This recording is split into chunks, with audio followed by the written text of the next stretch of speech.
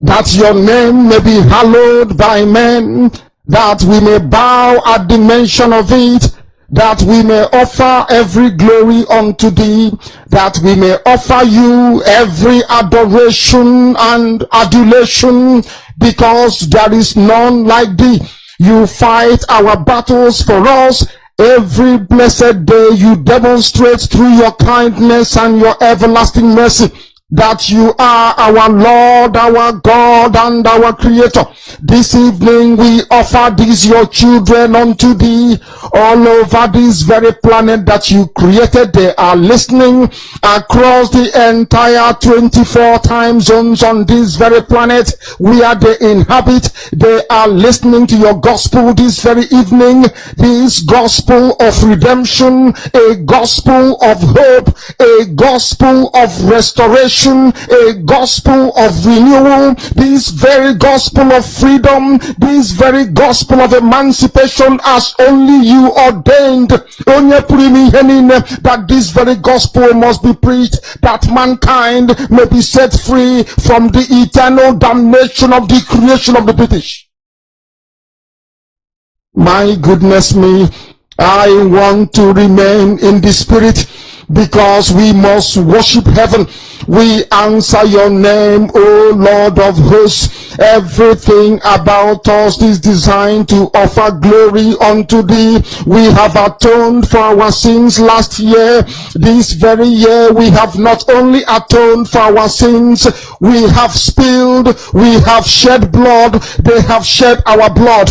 We have let our sacrifice be made unto thee. Even on the 30th of August, as we are being felled by the bullets of the enemy, by the workers of iniquity and of darkness, we remain very strong today to beckon upon thee, to ask you for your mercy and for your grace, to ensure that your kingdom is restored upon the face of the earth, that you can bring your healing hand to bear upon the life of those of them that you created for one singular purpose, and that purpose alone, which is to worship you in truth and in every honesty. Is there any way that we have erred?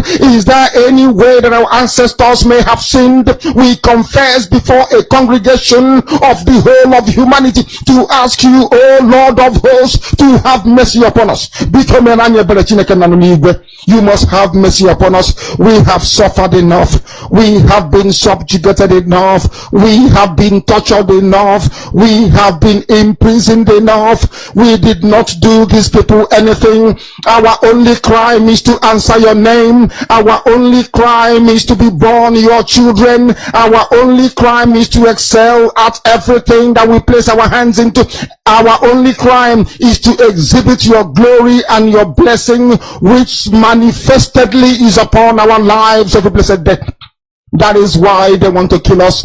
That is why the British want to join those of them who don't know you to destroy your creation and your inheritance. You will not allow shame to befall your name. You will not allow the enemies to triumph over the lives of your children, because you created us to exist, to worship, to honor, and to praise you.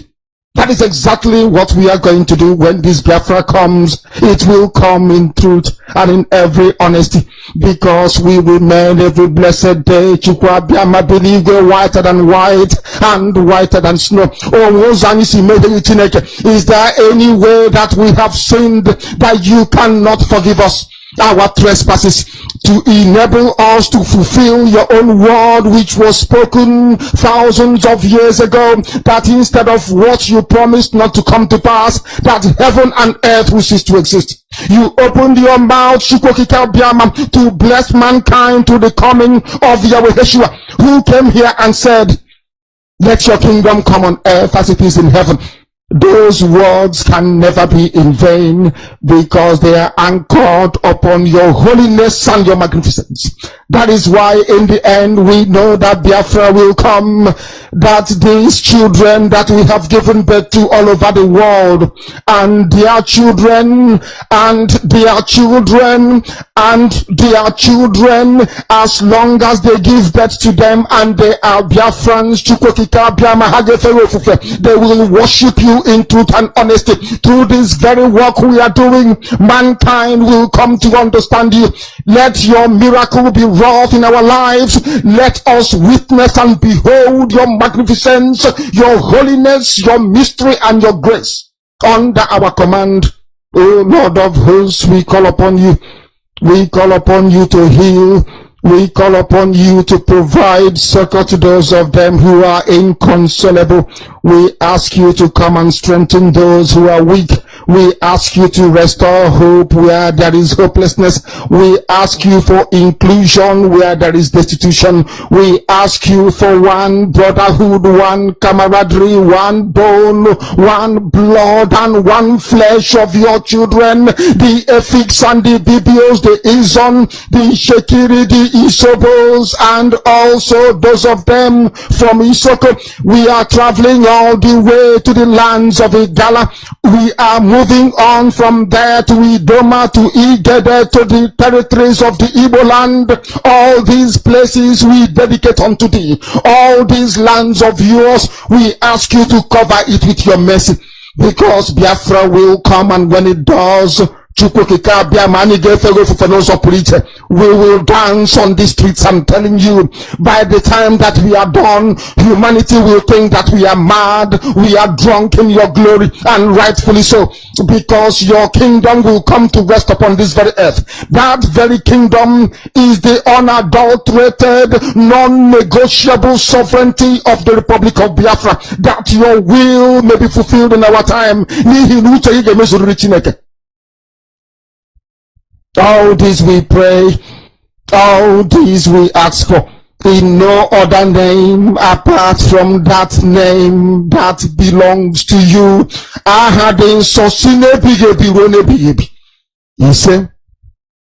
He said, by me, there is nothing they will do to me, not today, not tomorrow, that will make me to abandon Biafra. Is impossible.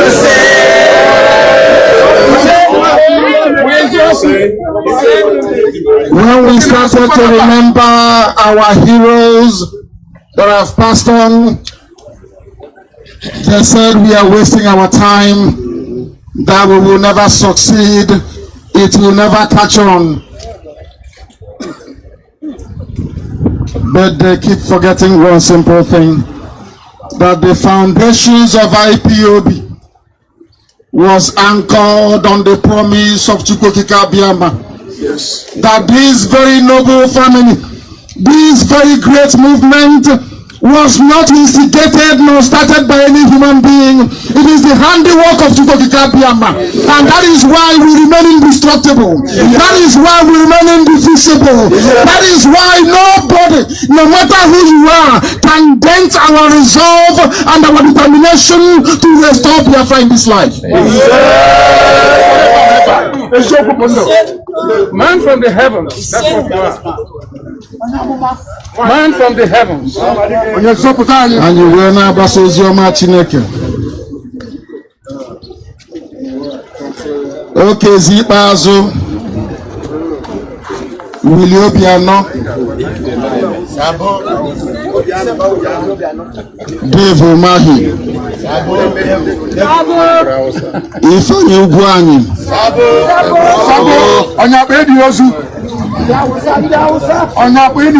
these are the people that the Fulanese gave to you to rule over you. They started it to Hanese in 1976. Every leader you have had until the coming of IPOB, anybody who's ever stood up to proclaim the defense of our people, we are planted there by the Fulani North. But you wouldn't know. That is why when they close down Iguacha seaports, they will not speak. That is why when they close any airports, you don't hear anybody saying anything. That is why Calabar seaport is not functioning. That is why Warisi Port is not opened. That is why we are being forced to travel abroad. That is why no industries are open in our land. Because they have an agenda. They have a plan. They want to depopulate our land. They want to demoralize us. They want to decimate us. They want to render us hopeless and useless. God forbid. Abomination forever. But IPOB said no. Chipokita Biama that set up IPOB said no. That is why we must remain resolute and determined. That is why we must not falter. Yes. Doubt nor allow our resolve to be undermined. Yes. We must remain resolute. Yes. We must remain determined. Yes. Because one thing is certain. As night follows day, so shall Biafra be restored.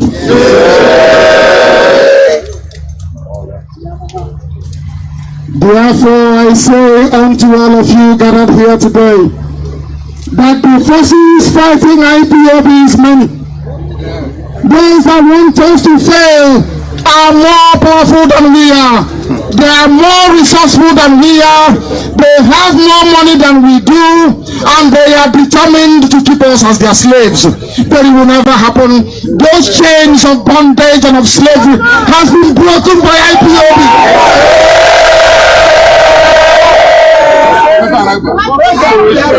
Forever. That is why Biafra will come. And that is why the events happening here today in Atlanta, Georgia, United States of America, we will all sit back home to talk about it. We will all sit in the land of Biafra to talk about days like this. We shall sit in the land of Biafra to tell our children what we passed through. Because the doubting Thomases will come. N'ihi na ọnwụ ụfọdụ n'ime ha ndị awụsapụrụ ime ha mgbe alụchara ọgụ. I guess the plenty very soon. Will you never stop fighting us? And as long as we remain determined and focused, there is no way they will ever succeed. Never. If you stop now agitating for Biafra, those who left back home will die. Yes. Never. Truth. I know you have not come with your pen and paper because I'm not on air. We do. I want you to write it down on a piece of paper. If you stop what you're doing, our people will die. Yes. You are right. That's what we problem. Because when it starts happening, I will tell you on the 30th of May 2019 at Martin Luther King Jr. Center in Atlanta, I told you so. Yes. And I'm a man. If you stop now, your children will never go home. God forbid. God forbid. If you stop now, the effort and the sacrifice of our dead will be in vain. For their sake, we will restore Biafra. For their sake, Biafra will stand in Africa. For the sake of the dead, we will build a civilization to surpass every other civilization in Africa. And that is what our enemies are afraid of. Yes. Yes. Especially the British, Europeans, all of them. Because they don't want a black man to do that thing that is the exclusive preserve of the white man. Yes. But we are not afraid of competition, are we? Never. We are not seeking for Biafra that we may lord it over anybody else. No. We are not seeking for Biafra to enslave any other person. Never. We are not looking for Biafra for the sake of it. No. We are looking for Biafra because it is the promise of God himself in heaven. Truth is life. That's where you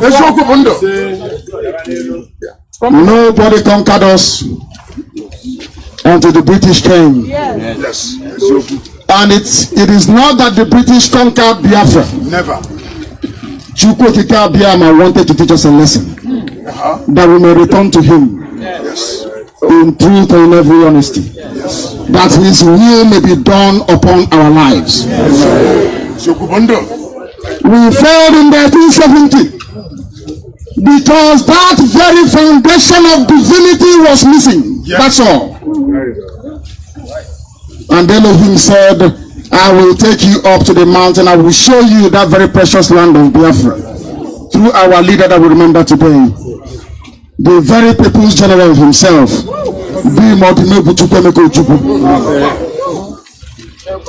that wherever, because we are certain that he is in heaven, on the right hand side of God himself. Some of you don't know what he did, but we know, and we will always honor him forever. As they say, what we do in life echo in history.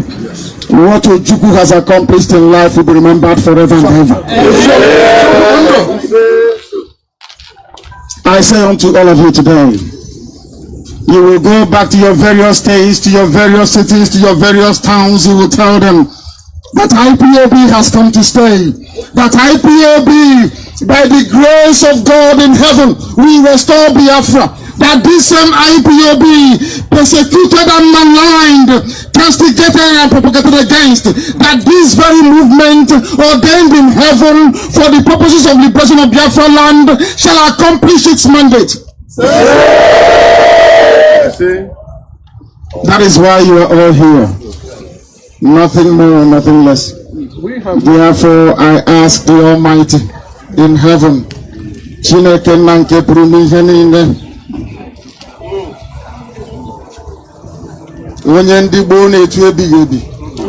because you have no beginning and you have no end.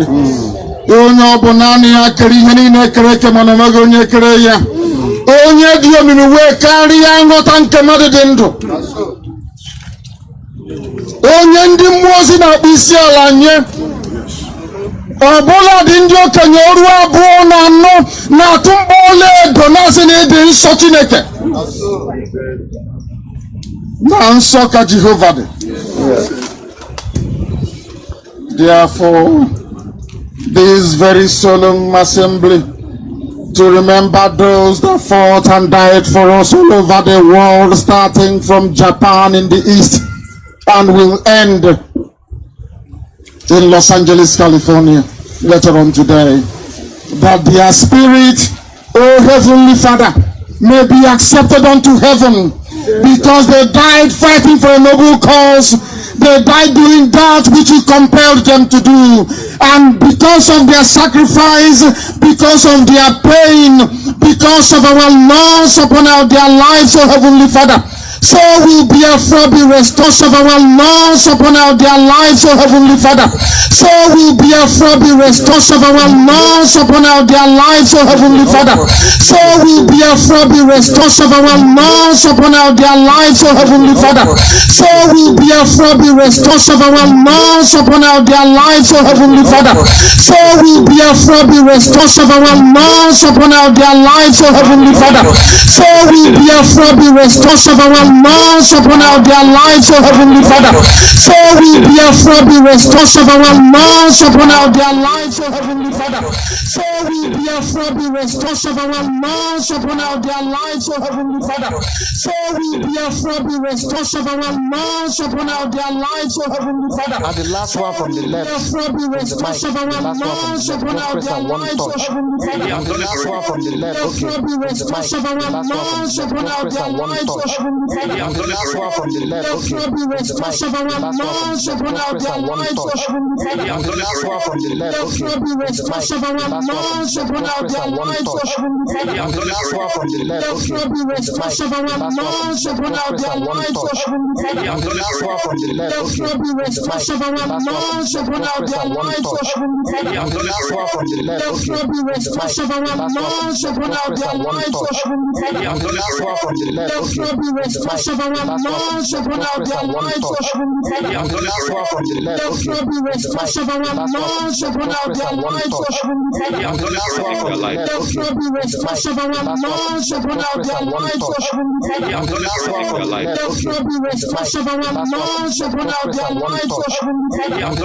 from the left. Let be rest of our minds upon our their lives.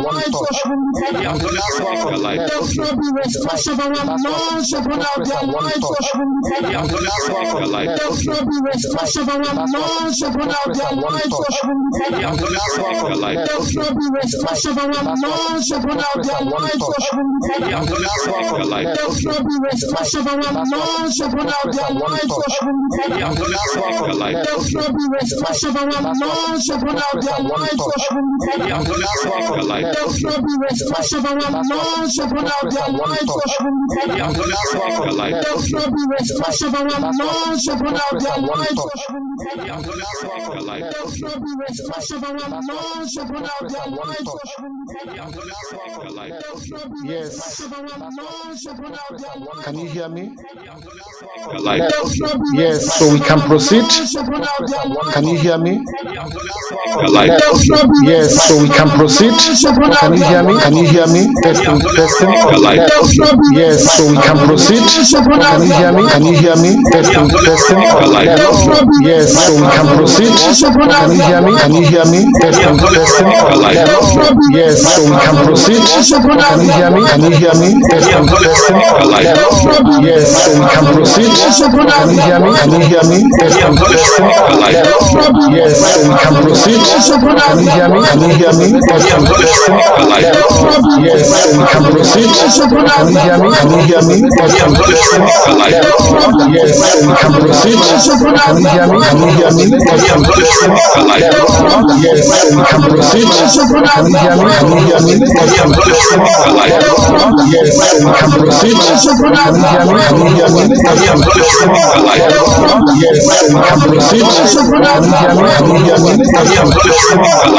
Can you hear me? Can you hear me? Testing. Testing. Yes. So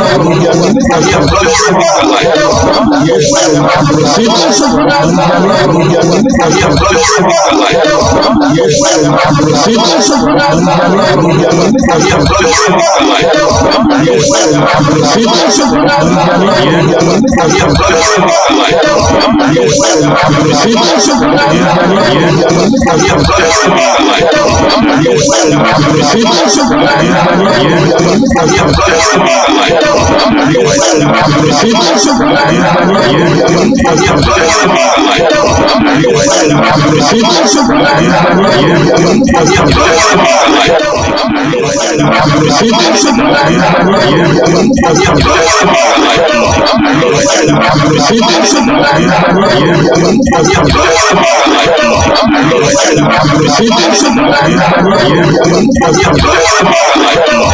Yes. So we can proceed. Can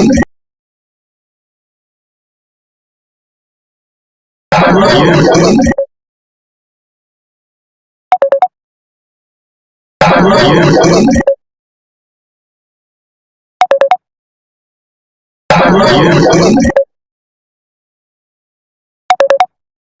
So we can proceed. Can you hear me? Can you hear me? Testing. Testing. Yes. So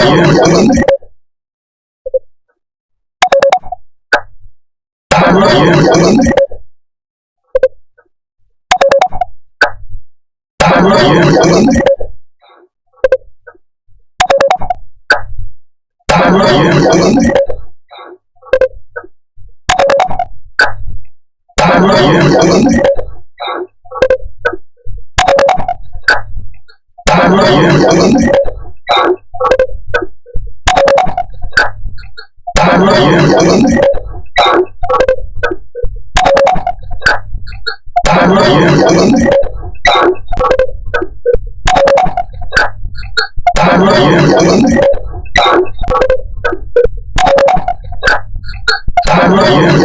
When you are live, please write as you wrote last time that you are live. When you are live, please write as you wrote last time that you are live. When you are live, please write as you wrote last time that you are live. When you are live, please write as you wrote last time that you are live. When you are live, please write as you wrote last technical team that you are live. When you are live, please write as you wrote last technical team that you are live. When you are live, write as you wrote last technical team that you are live. When you are live, write as you wrote last technical team that you are live. When you are live, write as you wrote last technical team that you are live. When you are live, write as you wrote last technical team that you are live. When you are live, write as you wrote last technical team that you are live. When you are live, write as you wrote last technical team that you are live. When you are live, write as you wrote last technical team that you are live. When you are live, write as you wrote last technical team that you are live. When you are live, write as you wrote last technical team that you are live. When you are live, write as you wrote last technical team.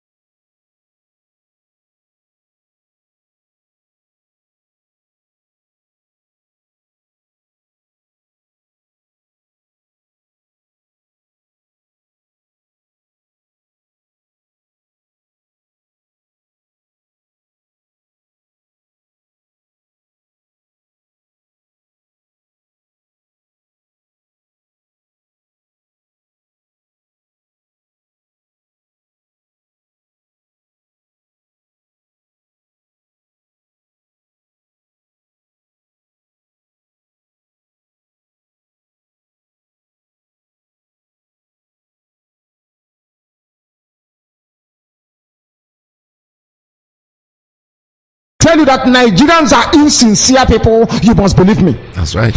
There is something to tell you that Nigerians are insincere people, you must believe me. That's right. There is something to tell you that Nigerians are insincere people, you must believe me. That's right. There is something to tell you that Nigerians are insincere people, you must believe me. That's right. There is something to tell you that Nigerians are insincere people, you must believe me. That's right. There is something to tell you that Nigerians are insincere people, you must believe me. That's right. There is something to tell you that Nigerians are insincere people, you must believe me. There is something to tell you that Nigerians are insincere people, you must believe me. There is something to tell you that Nigerians are insincere people, you must believe me. There is something to tell you that Nigerians are insincere people, you must believe me. There is something to tell you that Nigerians are insincere people, you must believe me. There is something to tell you that Nigerians are insincere people, you must believe me. There is something to tell you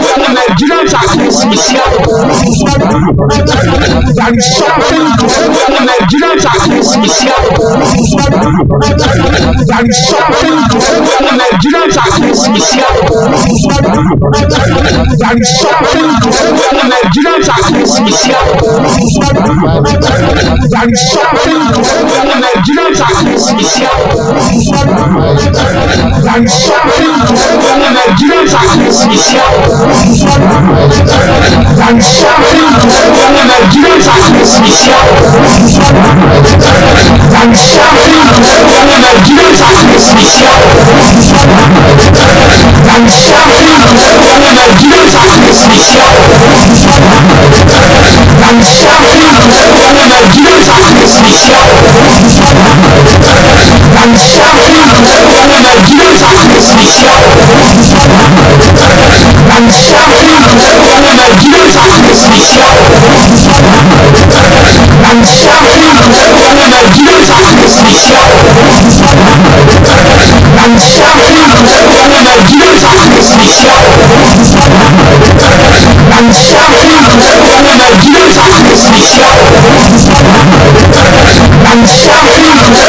Nigerians are insincere people, you must believe me. There is something to tell you that Nigerians are insincere people, you must believe me. There is something to tell you that Nigerians are insincere people, you must believe me. There is something to tell you that Nigerians are insincere people, you must believe me. There is something to tell you that Nigerians are insincere people, you must believe me. There is something to tell you that Nigerians are insincere people, you must believe me. There is something to tell you that Nigerians are insincere people, you must believe me. There is something to tell you that Nigerians are insincere people, you must believe me. There is something to tell you that Nigerians are insincere people, you must believe me. There is something to tell you that Nigerians are insincere people, you must believe me. There is something to tell you that Nigerians are insincere people, you must believe me. There is something to tell you that Nigerians are insincere people, you must believe me. There is something to tell you that Nigerians are insincere people, you must believe me. There is something to tell you that Nigerians are insincere people, you must believe me. There is something to tell you that Nigerians are insincere people, you must believe me.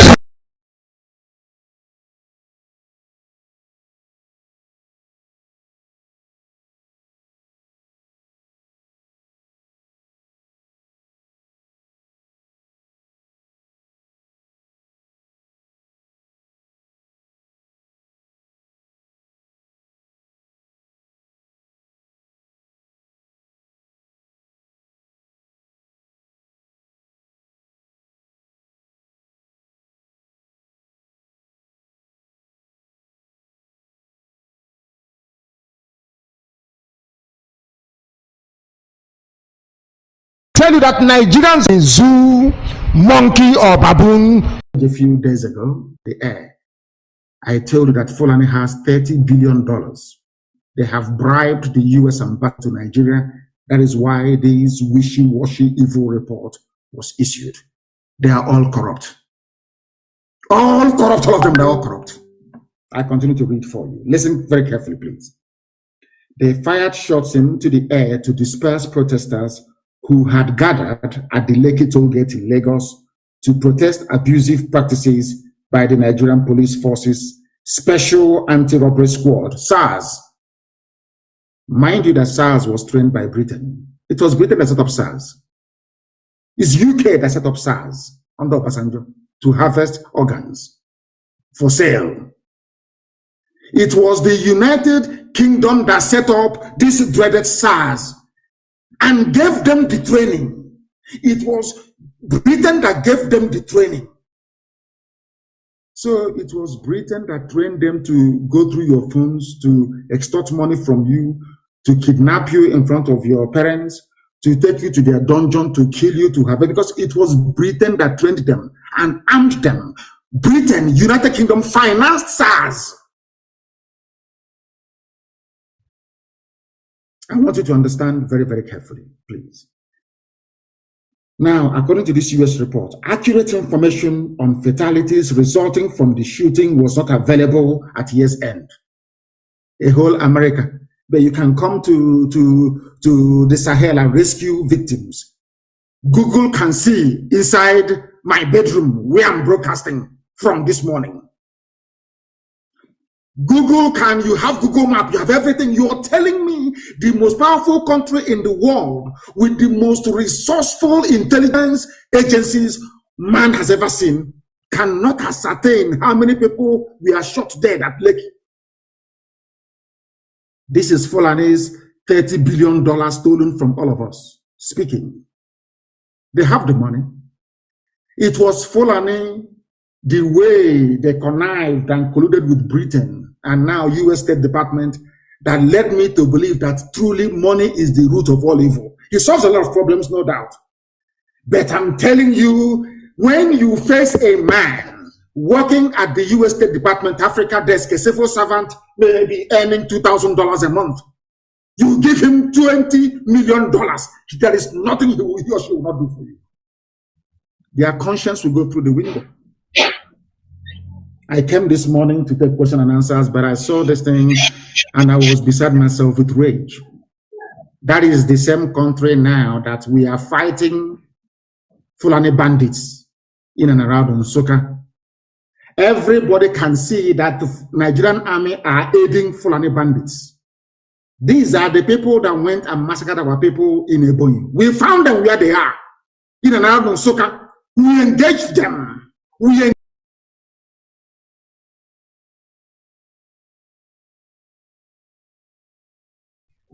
Mazi Dudu, please notify me once we are on air, okay? Yeah. The person in charge we signals on the chat line.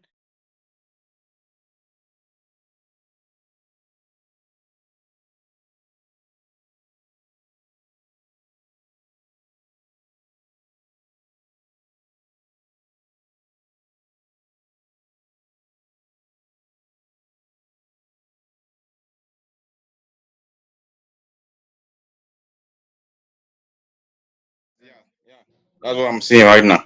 Yeah, thank you so much. Thank you. Hello, Biafrans. I hope we are being heard very clearly. Find out if we are being heard very clearly. Is the technical problem resolved?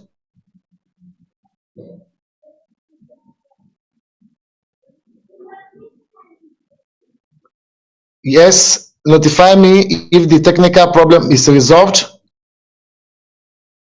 I need to know if the technical problem is resolved. Yes, okay. I got the confirmation that the technical problem is resolved. Yes, welcome back, Biafrans. Thank you so much, all Biafrans all over the world. Thank you, all Biafrans and well-wishers of Biafrans all over the world. It's a very great moment again and a very delighted day for us to come back together again as usual.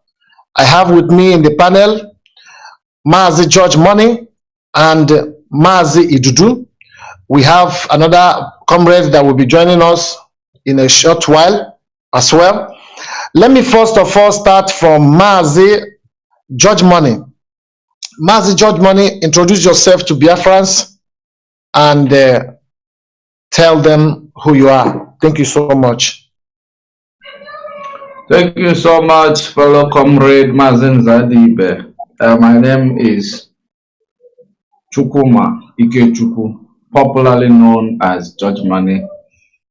I am from Njikoka, local government area of Anambra State, and I am joining you guys today to make sure that what we are doing to rest in the restoration of our freedom, that we do not leave any stone unturned, and we are proceeding and we are winning. There is no going back. We cannot allow the enemy to win.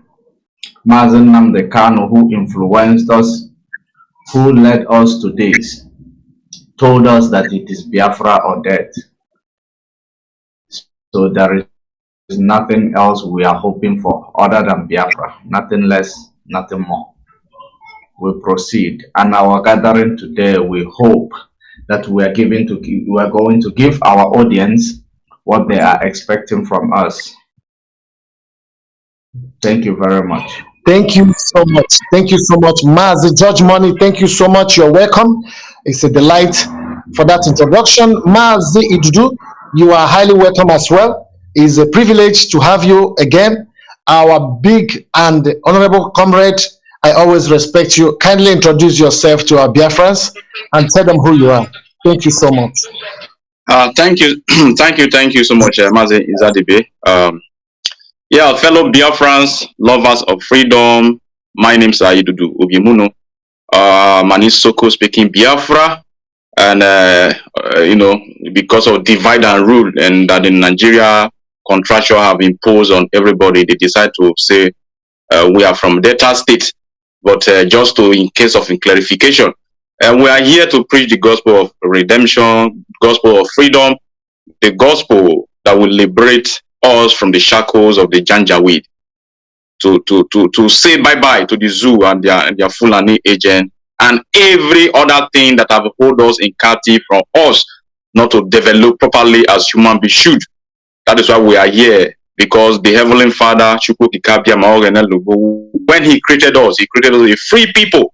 He created us so that we shall excel. He said that go and dominate. But if you look within your local government, in your state, even in the region, you will see that we are not dominated. It is Fulani that is using the so-called governors and the senators, you know, to quack us in a very bad way. And we say no to that. That's why we are here to fulfill the statement, or should I say the wish of God Almighty. Thank you very much. All hail Biafra.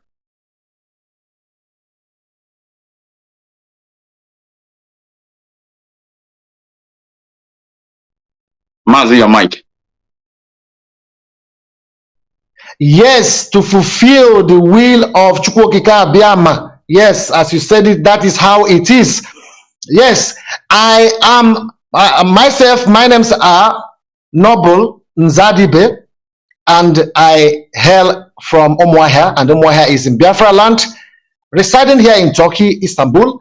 May Chukwokika Abiyama bless you all. We are here together as people that have been given a responsibility to carry on this restoration of Biafra by our leader, under the leadership of Mazi Nnamdi Kanu. We are all submissive, obedient, and humble followers of Mazi Nnamdi Kanu, who have called us to follow him in this journey and have told us not to give up, not to look back, rather to look forward ever and backwards never. Thank you so much, all my panelists and all our viewers. You are highly welcome. Yes, first today I want to start from Mazi Judge Money. Mazi Judge Money, you are welcome as well. Thank you so much. Mazi Judge Money, there is this issue about the DSS refusing our leader to have an independent medical checkup to examine his health situation after they have taken 20 streams of blood from him, and they are yet to give him neither test result, neither permission to take full care of himself through a medical process that is an independent medical doctors or independent hospital that will be totally independent, out of government or out of any interest, that he will get a real result of his health situation and his present state of health condition. So why have DSS refused? What do you think that they are trying to do? And what do you think that this will lead to? Thank you so much. Unmute yourself. Thank you very much, fellow comrade Mazi Zadi, Mazi Idudu.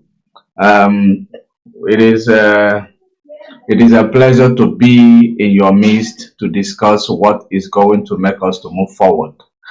So, with regards to your question, it is very, very vital one, because many of our people, we are forgetting where the real problem lies. We are forgetting exactly where the real problem lies, because a lot of us are being carried away with the so-called action that people present in social media, believing that this is exactly what is going to help us in this struggle, in this present situation. In as much as we are fighting to achieve our freedom, we are fighting to release our leader who brought up this initiative, whom, God gave this mantle, to lead his people to freedom. We cannot do without him. Therefore, anything that is going to, jeopardize the health of our leaders, our leader is going to be our first priority to talk about it and to find a solution to it. As you may all know, what I was lamenting a few days ago, I was lamenting that one of these infiltrators is working directly with the DSS. And that, I can assure you, that is exactly the reason why you see many things occurring recently. It is confirmed that the DSS, which this guy who lives in Finland, who claims he is Mazi Nnamdi Kanu's disciple, in as much as I don't like to talk about this guy, but the reason why I keep talking about him is that he never wished Mazi. He does not wish Mazi Nnamdi Kanu any good. That is the reason why whenever I come behind the mic, I just want to talk about him. That is how angry I am with his stinky, character. What he is doing right now, what they are doing right now is that all this blood sucking that they did on Mazi Nnamdi Kanu. I want to ask Biafrans who listen to these infiltrators that they said that Nigeria want to protect Mazi Nnamdi Kanu more than the Biafrans, that Nigeria want to protect Mazi Nnamdi Kanu more than the family members of Mazi Nnamdi Kanu, because that is that is what is trending according to this man in Finland. So now the person whom Nigeria that want to protect Mazi Nnamdi Kanu, what was the reason for that 20 blood, they took 20 times blood from him? Of blood. Is it 20 pounds of blood or what? 20 pounds. It's strange, full strange. Okay, 20. They took 20 syringes of blood from Mazi Nnamdi Kanu without presenting the result of that blood taken from Mazi Nnamdi Kanu. Are these people still the people who care about Mazi Nnamdi Kanu? Secondly, their actual plan, I should tell you this, the actual plan of the DSS is they have seen that Mazi Nnamdi Kanu's case is turning against Nigeria. They are trying to explore every possible means. That is the reason why actually they have found these autopilots. Do you know the reason why the autopilot is coming to tell you that Mazi Nnamdi Kanu should not change clothes anymore? That Nigeria is trying to save Mazi Nnamdi Kanu from IPOB, from the members of the family, from them harming Mazi Nnamdi Kanu, because that is another agenda that these people are putting in place to make sure that Mazi Nnamdi Kanu, you know, there is when they put you in an isolated place where there is no TV, even in where you are right now, if you go to jail, there is TV there, right? If you go to jail, there is, you know, there are things you can get access to newspapers. But where they put Mazi Nnamdi Kanu, there is no TV, there is nothing there. I don't even know if there is a window there. They don't allow people to see him, so that they want to make him to, you know, start losing his head. That is the psychological plan that they are putting in place. They have seen that this next court that is coming by, now Mazi Nnamdi Kanu, if the 15-count charges is there, they might scrap maybe 14-count charges. If more or less 14-count charges or 13 is going to be scrapped out there. The reason why they will leave one in order to buy time. So now what is going on is that this guy promoting that Nigeria DSS is protecting Mazi Nnamdi Kanu from people who are representing him, from people who are, you know, who are there to look after him. It is only but one reason. They want to use psychological manipulation to make Mazi Nnamdi Kanu depressed, to put him into depression that will even make him to lose his brain fat. That is exactly what is going on right now. And the more we need to do something and do it fast. We are waiting on Monday. Monday is tomorrow. Let us see the result, what is going to come out of the DSS. What will be their excuse? If the man that is in charge will also be on holiday again, we are going to be waiting to see exactly what will be their excuse this time. But they never mean well for Mazi Nnamdi Kanu, regardless of what this Berima in Finland is talking about. These people, they don't mean well for Mazi Nnamdi Kanu. As long as they don't want him to be seen, they want him to lose his brain, which is not going to happen. They are wasting their time. Regardless of all these people who are working against Mazi Nnamdi Kanu,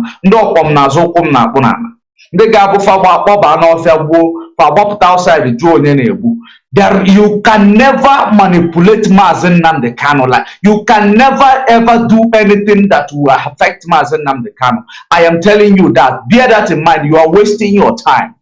No matter all this constructive fight against him, you will never win. Mazi Nnamdi Kanu is going to join us soon. And it will be to the shame of you that is the devil in our midst. Thank you very much, fellow comrade.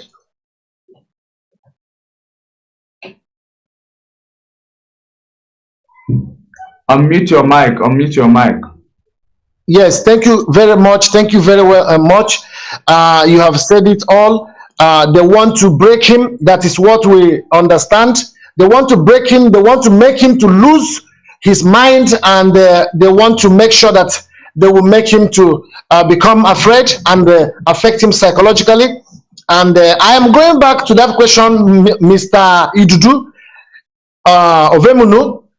This act of disobedience and dehumanization by DSS of violating the right of health medication of Mazi Nnamdi Kanu after taking 20 strings of blood from him, and they have still refused to give any results, and neither have they provided the provision of the possibility for him to have what we call an independent medical checkup out of interest or government interest or any social interest or any an individual medical attention chosen by him or chosen by the lawyer or the legal team. Why have they maintained this act that is quite dehumanizing and outrageous to our leader? What do you think is the motive? Thank you so much. Thank you, my dear comrade. I hope I'm coming out loud and clear. And I'm sorry for the breaking transmission that occurred. I was having an issue with my sound. I have to go out and come in again. The question you ask, our brother George Money, answered it in a very nice way. We want to just, should I say, add to what he have said. So far, so good. First and foremost, when Nigeria government is trying to love your leader more than the way you love it, then you'll be the way you love him. You should be asking yourself a question there first. Oh, we are protecting Mazi Nnamdi Kanu. That is why we are holding him in the DSS. We are protecting Mazi Nnamdi Kanu. That. They have taken blood sample from him 20 times plus. Different time, different occasion. What are they testing? What did they want to find? Are they doctors? What are they doing? Are they trying to, I don't know if they want to make experiment with his blood. I don't know. I have no idea. But like our brother said, I will repeat it. We should not be gullible or should be too, buy into the emotion of Nigeria, trying to work on our psyche, trying to let us know that they are trying to protect our leader. If they want to protect our leader, why did they kidnap him, rendition him from Kenya to Nigeria in the first place? If you want to protect our leader, then release it to us. If you want to protect our leader, then release him to us. You first of all, you say he's John bail. You jump bail. Now there's no more jumping bail. The man who jumped bail is not in their custody right now. It's no longer jumping bail. It's no longer jumping bail. And they refuse to try him. Now they are running up and down, doing, they are trying to do, the amagomago, abracadabra, running away from their own court. And refusing Mazi Nnamdi Kanu his right to treat himself, to choose a medical doctor that will, look into his head issue. Is not even asking the Nigerian government to pay. Mazi Nnamdi Kanu's team, his people, we, the IPOB, of course, we can rally around and get a reliable doctor that will be trusted enough to look into his health condition and, so that we can know what to do from there. But Nigerian government are denying him access to everything just to try to work on his psychology. They want to give him a psychological trauma. That is what they are trying to do. But what they don't know is that Mazi Nnamdi Kanu was prepared many years ago by God himself, Chukwu Okike Abiyama, for this particular time. If Mazi Nnamdi Kanu will be traumatized, it will have started even 5 years ago. Is it today that I started arresting him?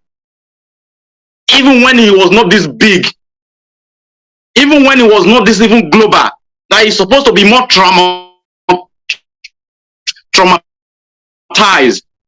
He keep on fighting. He keep on fighting. He never said name. He keep on fighting. Keep on pushing. He keep on pushing. Talk less of now that he is so global. He is so global. I remember the other day that Al Jazeera went and tweeted that and announced on their TV station that our leader Mazi Nnamdi Kanu pleaded guilty for terrorism charges, pardon against him by the Zoo government. And the IPOB we blast at Al Jazeera back, and they have to come and apologize. That is Al Jazeera, one of the top 3, top 4 international news globally. That's to tell you the magnitude of who Mazi Nnamdi Kanu is. So Mazi Nnamdi Kanu know who he is. He know the people who are with him, and the Nigerian government can play their prank, trying to stress him, trying to deny him access of everything that he genuinely supposed to have access to, all in the name of they try to work on him so that maybe he will go psychological trauma. But it's not going to work. It's not even going to work, because our leader that I know, in fact, he's even fear.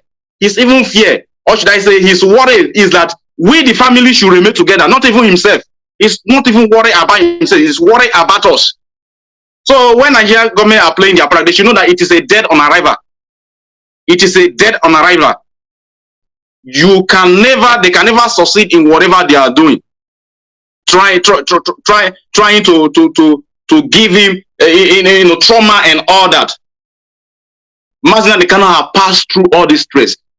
started from even when Wazirike, arrested him with his dog, and they beat him, they strip him naked, they allow women to urinate on him. That myself, no, I don't even know him. He was released. According to Mazi Kanu, he have access to go to make connection around, to go to DPO, go to whatever commissioner of police, so that they can, free him. But he saw those people as his enemy, because this is the Nigerian government he's fighting against. Even back then, that nobody knows him. According to him, it was Shukwe Meka Odumegojuko, our internal leader, that asked Wazirike that they should release him. That time, our internal leader was still alive. Before our leader went on and began to broadcast, and they have to arrest him for the first time during the 2015, if I'm not mistaken. No. During the first arrest, I think, yes, during the 2015, I guess. I'm not. Somebody can correct me in the comment section. And he went through all those hell. He came back. He never said never. He kept on fighting. They came with armored tank as if they are going to, war in Syria or Iraq.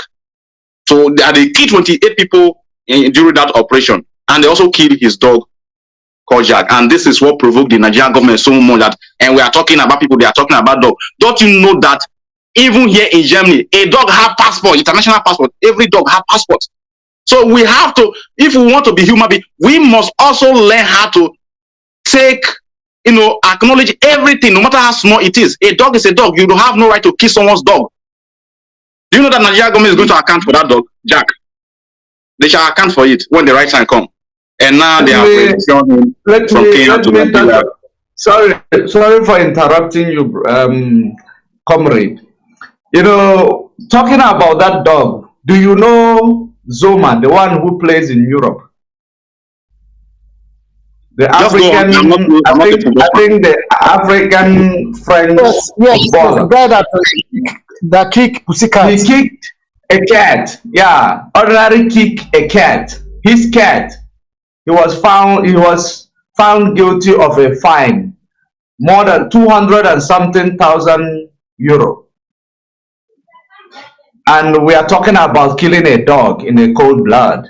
So continue, my brother. I just want to make reference to that. Yeah, that is it. Thank you very much for also adding that to it. You see, so and the type of Biafra we want to build is a Biafra of accountability. When you slap somebody, you should know that you are going to face the court, and you are going to pay for whatever consequence. Either you go to prison or you pay fine. That's how they do here in Europe. Depend the crime you committed. Either they give you two options: you go to prison for 6 months, or you pay like 2,000 euro. It's up to you. So it's not a place that they say it is an honorary dog. That is how corruption starts. It's an honorary dog. It's just a dog. Please leave it. No. Next time you have to behave yourself. So to conclude the long story short, is that they are trying to make sure that our leader is traumatized, but it's not going to work because our leader have passed that level. Thank you very much. All hail Biafra. Thank you very much. Thank you very much, Mazi Olise. You are welcome. Mazi Olise, briefly introduce yourself to Biafrans and as well jump into that issue briefly so we can move to another topic, because we have a lot of topics to discuss today. Very, very long topics to discuss. So Mazi Olise, please, I want to ask you, this action of the DSS refusing Mazi Nnamdi Kanu an independent medical treatment, and as well as taking his blood of about 20 strings of blood from him without any test result being given to him, or upon which to express that yes, these are the reasons why we are taking this blood from you. Then what do you think that is their intention, and why have they refused for him to have an independent medical checkup since he has been there? Thank you so much. Yeah, thank you, Mazi. Good afternoon from here, all Biafrans all over the world and comrades. I salute all of you. My name is Olise Donald. Olise Donald is from Ndokwa Nation. Ndokwa is in a normal region of Biafra land, where today the zoo decided to call Delta State. If you ask them too much, they will say it's a Delta Igbo. And then when they are confused, they will either call it South-South or Niger Delta. But the truth remains that we are who we are, the children of Ekumeku warriors. The aborigines of Biafra were from Ndokwa Nation. Ndokwa is in a normal region of Biafra land, like I said before. So thank you very much for having me today on your program. And let me quickly dive into what we are discussing. The truth about it is, Nigeria is a rogue state, a very, very, very, very corrupt state. And this is what IPOB is fighting against. The world today is, things are happening. The world today, as we know it, the Security Council, all of them are under test. Democracy is under threat, as we know it. Like you know, Biafrans are the original democratic people. In fact, I'm yet to be disproved that the Europeans copied democracy from Biafra. That is why they can't practice it. That is why Putin is threatening them. So coming back to the behavior of an European-created puppet state called Nigeria, we understand that they are just trying to learn from their masters, the colonial masters. They are the neo-colonial states. And so they want to oppress, they want to intimidate, they want to kill, they want to commit genocide. That is what they do. They have sustained this for many years against the people of Biafra. And the ball is now in our courts. Sincerely, what DSS behavior is pointing at is very clear. They want to demoralize Biafra. They want to do anything they can to suppress Mazi Nnamdi Kanu and the people of Biafra. Everything they can do, anything within their power. They went out of their way to kidnap him. So understand that the zoo called Nigeria is lawless. And today there is anarchy in the zoo. Complete anarchy. The world knows that the Nigerian state is a failed state. But what do? They are working with them. They have embassies there. That is why the Biafrans of today, this generation of Biafrans, must know the time we are in. And like our indefatigable leader, Mazi Nnamdi Kanu, fight with all in all corners, in every level. And this time we must dictate the battlefield. Because the zoo called Nigeria thinks they are the one dictating the battlefield. That is why they are trying to deny the lawyers access to him. They are trying to deny him clothes for that matter. And then a court of competent jurisdiction will allow a state agency to deny a citizen a particular cloth, stating that that cloth is intimidating to the agency. And when he was asked in the court, he told them, this is the cloth of my people. Do they not allow the Fulanis to wear their and carry their small bag when they are swearing themselves in? I don't know, see all the small bag all of they carry since then they swear let Buhari in. Is that not their own clothes? Is that not their own identity? Is it intimidating to DSS? The answer is no. But this Shago is intimidating. People from coastal region of Biafra will be called that type. Can't you see that the oppression, the intimidation is everywhere? That is what they are doing. It is their tactics. And somebody when know the enemy, know himself, not they die for battle, or you know they could lose battle. We Biafrans, we understand the zoo. We know our enemies, and we know ourselves. Just like Mazi Nnamdi Kanu. He told them, complain in the presence of the enemy, I want to wear the clothes of my people. He knew they were going to reject it. Haven't they been denying him all the time in the cell? Did they not flock the kangaroo court orders? He knew. That was why he told them in their face. That is the Biafrans of today. We know all the infiltrators. We know all those who are running up and down. And we will tell them in their face. But that is what our leader does. And that is who we are following.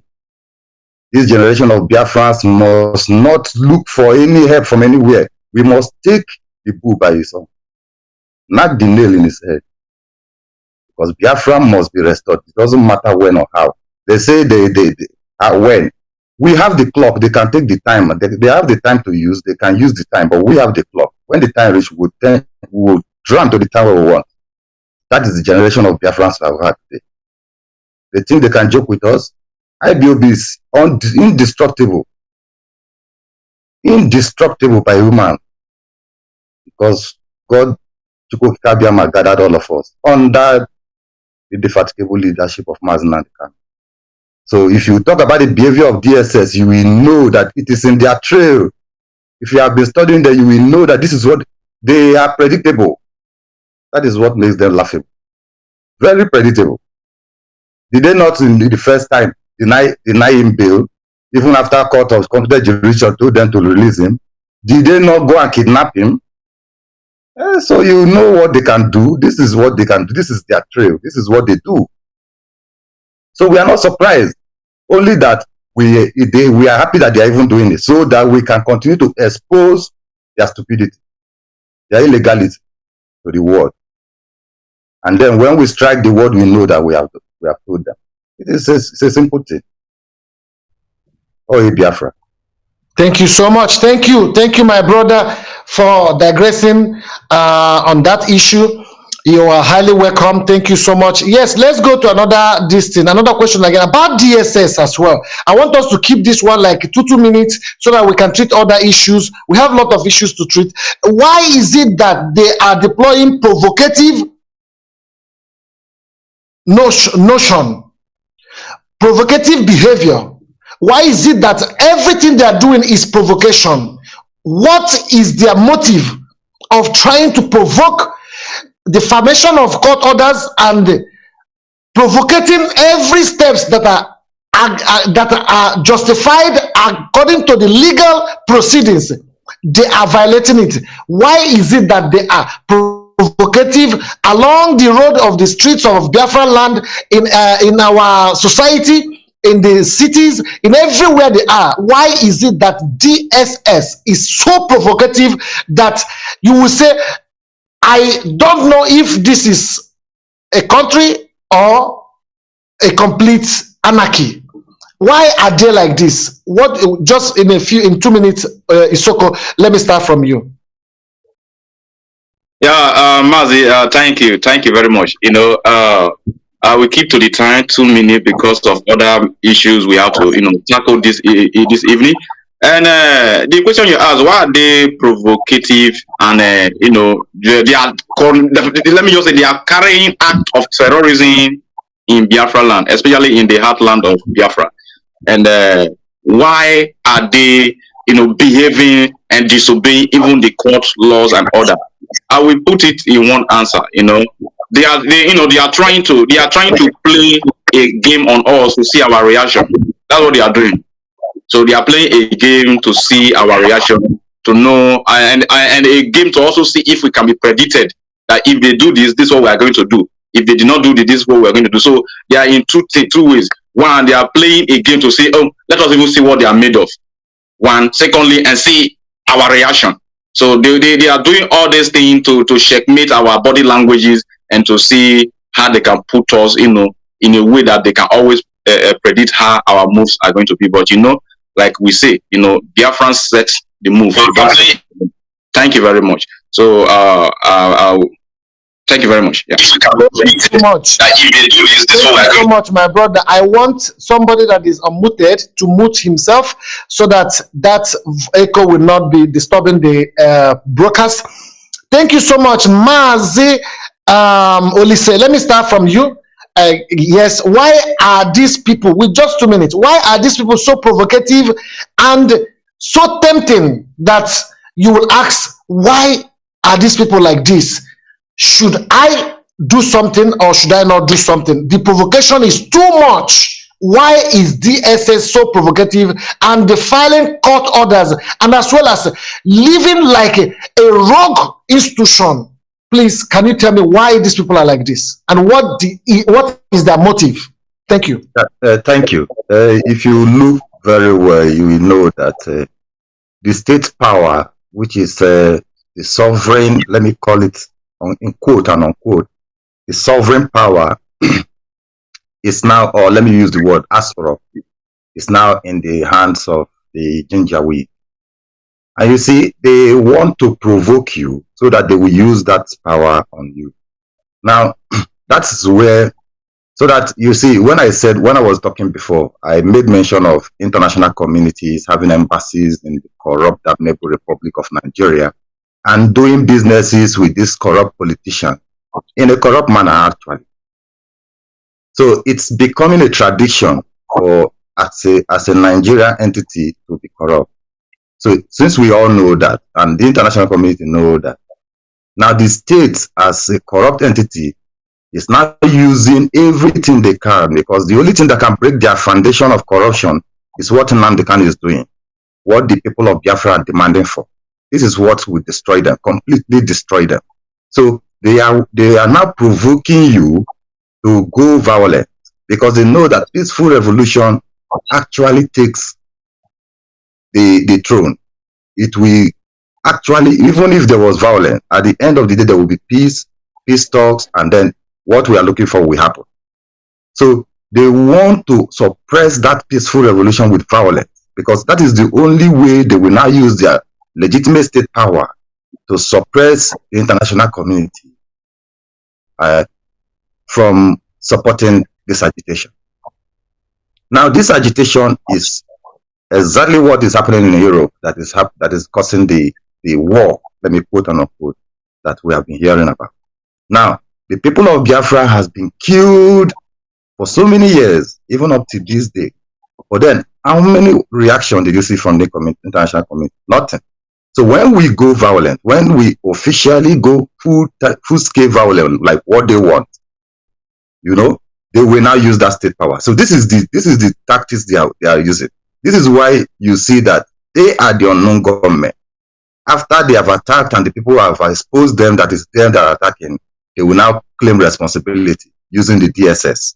Like the case of Ipob, the case of Nnamdi Kanu, a lot of cases, the case of Barrister. So they attack your houses, and then when they are not identified, they claim it's unknown government. They even go to bomb people's houses in broad daylight and claim that these homes that they are burning belongs to ESM members. So you see, these are provocative actions just to make sure, or to paint, to give the dog a bad name so you can hang it. So we know their tactics, and we must confront them with our own new tactics that they never dreamed of. So this is what is going on in Ipob, and this is what Ipob is doing. To make sure that the zoo does not dictate for us where this battlefield will be or when the battle will take place. And they are losing. I can guarantee you that. Oh, Biafra. All hail Biafra, all hail Biafra. Thank you so much. Mazi Judge Money, use 2 minutes to also address why this provocation and why have they always refused to respect the court orders and living like a holy rogue, like a rogue institution, which is not supposed to be like that. They are supposed to respect court orders. They are supposed to be refined, because there is no society that is successful without law and order. And they themselves saying that Nigeria is a state and not behaving like a state, why they are giving us more reasons why we should agitate to separate from Nigeria. And I want you to use 2 minutes to explain why this provocation and why this unprecedented behavior. Why are they doing like this? Thank you very much for that question, fellow comrade. Of course, the whole world knows that this neo-colonial enclave we found ourselves into today, it is a lawless banana republic country. It is not a country, it is banana republic, where they practice anarchy. And anarchy is the only thing that they promote, because you cannot tell me there is a country in the world that a court will be given an order. Be you who, you know, be you who. Justice system is bigger than any individual in Nigeria, any department in Nigeria. Justice system is bigger than them. Now a court will give, you know, like tell DSS to allow Mazi Nnamdi Kanu to access medical treatment. They defaulted. Court gave an order to allow Mazi Nnamdi Kanu to change clothes. They defaulted. After a while, they came up with the Isiago. Isiago is actually intimidating them. That's the reason why for over 7 months he never changed his clothes. So in all this, in all ramification, you know, coming to conclusion of what we are saying, my fellow comrades, they have said it all. It is all about trying to provoke IPOB. And remember that they are doing it in the system. And that in this media street where me and you are right now, someone is out there doing it, claiming that he's part of us. They are actually bringing provocative, activities to make us lose focus, to make us go to the direction that they are calling us to go. But we are IPOB. We are more wise than them. We are more educated than Nigeria itself. We are more enlightened. We are more exposed. As in that is how it is. There is no way they will push us and tell us where to fall. But in everything they are doing, they will be the one to get tired of it. We know what they are doing. And you cannot know the activities of your enemy and the tactics the enemy is using to fish you out to go and fall into it. They are wasting their time. They cannot catch us on that because we are more diplomatic. We are more wise. We are not rolling like them. This is Banana Republic. We are not expecting anything good coming out of them, but we are expecting justice from that court of Abuja for Mazi Nnamdi Kanu, because that will determine the future of Nigeria. That will determine the future of this freedom that we are fighting for. Because if we cannot get justice from the court, whatever we do, we are justified. The whole world is watching the injustice being meted on our people, on our leader, court orders being violated, hoping that we are going to come and fight with the DSS. They don't know that we don't even think about that. The day we think about that, we burn down the zoo. We are capable of burning down the zoo. But we want to be more, we are disciplined. We are disciplined and we continue to be disciplined until otherwise. Thank you very much. Yes, Mazi, George Money. We are civilized than them. We are more refined, more educated, more determined, and more skillful. We are also the chosen one of Chukwokika Biama. We are more intelligent and brilliant with wisdom, and God loves us much more than they can understand. Yes, we are blessed. Yes, I want to go to another issue now, and I will start from you, Mr. Olise. I will start from you, Mr. Olise. No, I will start from Mazi, George Money, because I want to rotate it a little bit.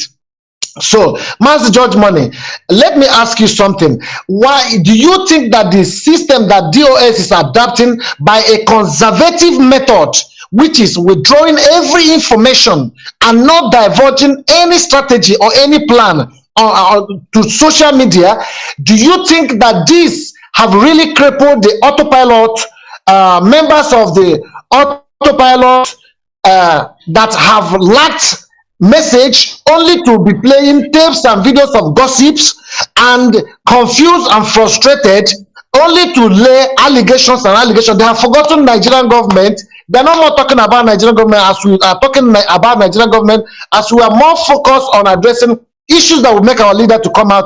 I'm asking you this question.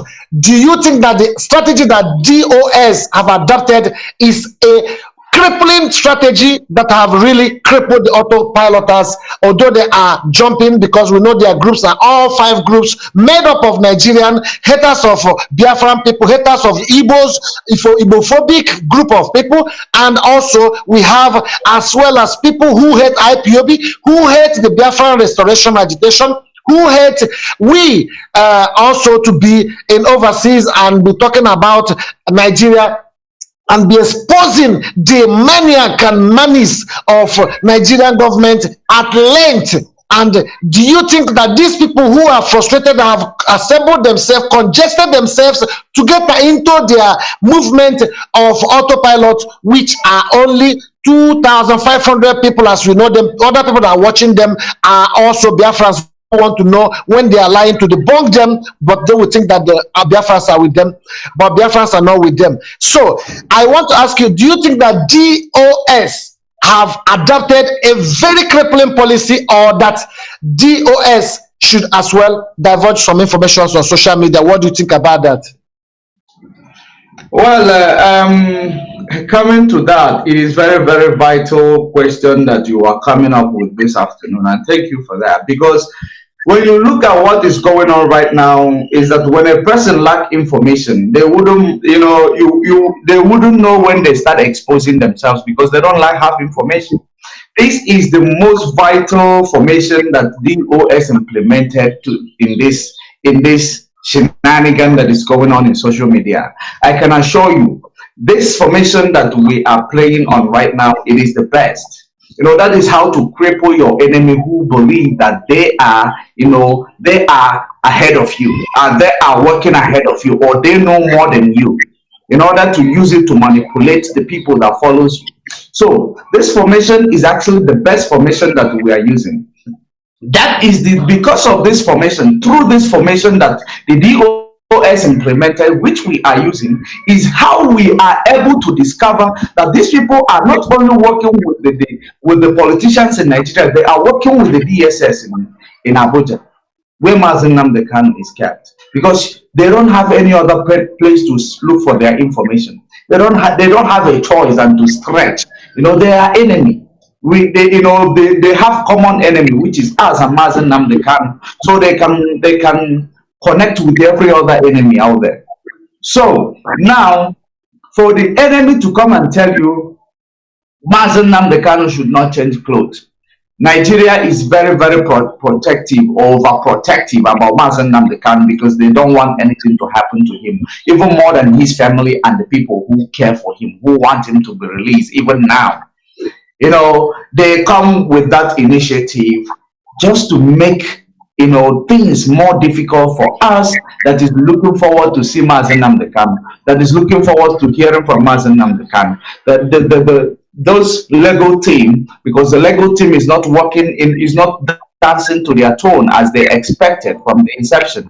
So now they try to make everything difficult even for the Lego team, because there is no information in a public domain for them, except the one we want to present. And that is when they go out there to consult with the enemy we know. And that is how we found out that they are working with the DSS. Thank you very much. Thank you very much. Thank you very much. Mazi Olise, let that person that is distracting you leave you alone, please. Mazi Olise, please let that person leave you alone. We are here for serious business. Mazi, I want to go back to you. Now, the strategy that DOS have adopted, is it crippling or it's not supposed to be that way? Because we see that these people have no message, they don't have topics, they are only gossiping on social media. What do you think about that strategy? Thank you so much. Is it okay?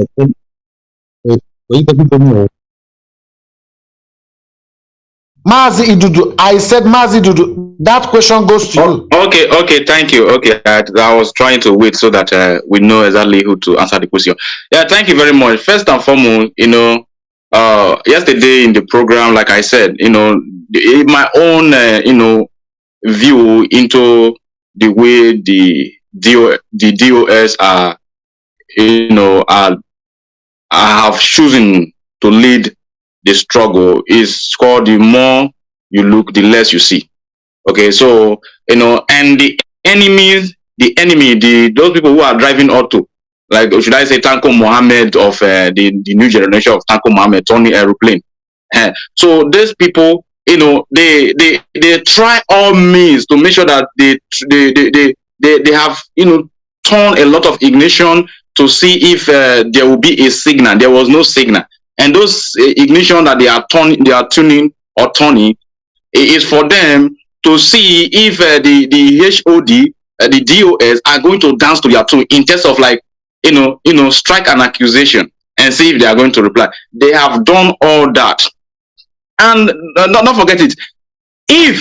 Just if I wish it happened that way, it would have been a very big one for those people who are building muscles in Finland. The HOD have replied to me. You see what I was telling you? I hit him hard and all that. But they have done all that. Nothing comes out.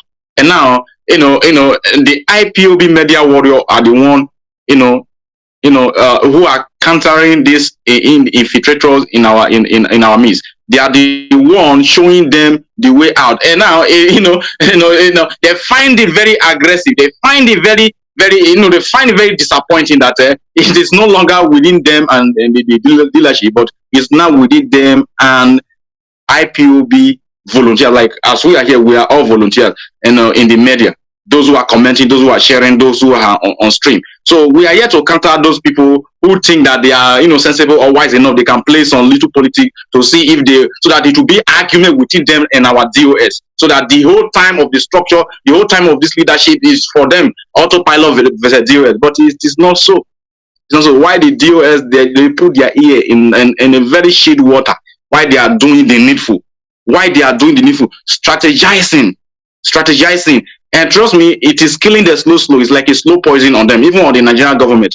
They ever come to tell you anything this or anything that. But the Nigerian government, they are not finding it funny. They are not having fun at all. They are not having fun. And now they, like our brother Judge Money say, now these people they are scanning for information. They are anything. Scan for information. I remember when this Nelly Onyojo was making broadcasts for some time ago, when she was like, if you have any information, send that to me. Send it. So which information? So you don't even have information. You are laying accusation. This was not done once. It was not done twice. It was done repeatedly. Anytime she, I will tell you, fellow Biafrans, before she entered Idu level, that time she was still pretending to be a Biafran. She is an infiltrator. In fact, this one, he's a born infiltrator, but he failed. If you have any information, send it to me. Send it to me. So you are relying on anybody that will send you any type of gossip to start with. So I just got information. The brother just called me. The sister just called me. That means she didn't even come with anything. She just come with distraction and begin to look for people who have anything to any audio to send to them, so that they will be using. Oh, you can see the audio. Well, let us play it.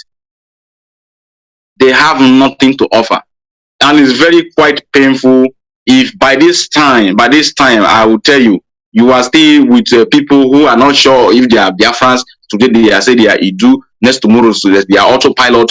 I don't know if you were with us before. I wonder if you were with us before.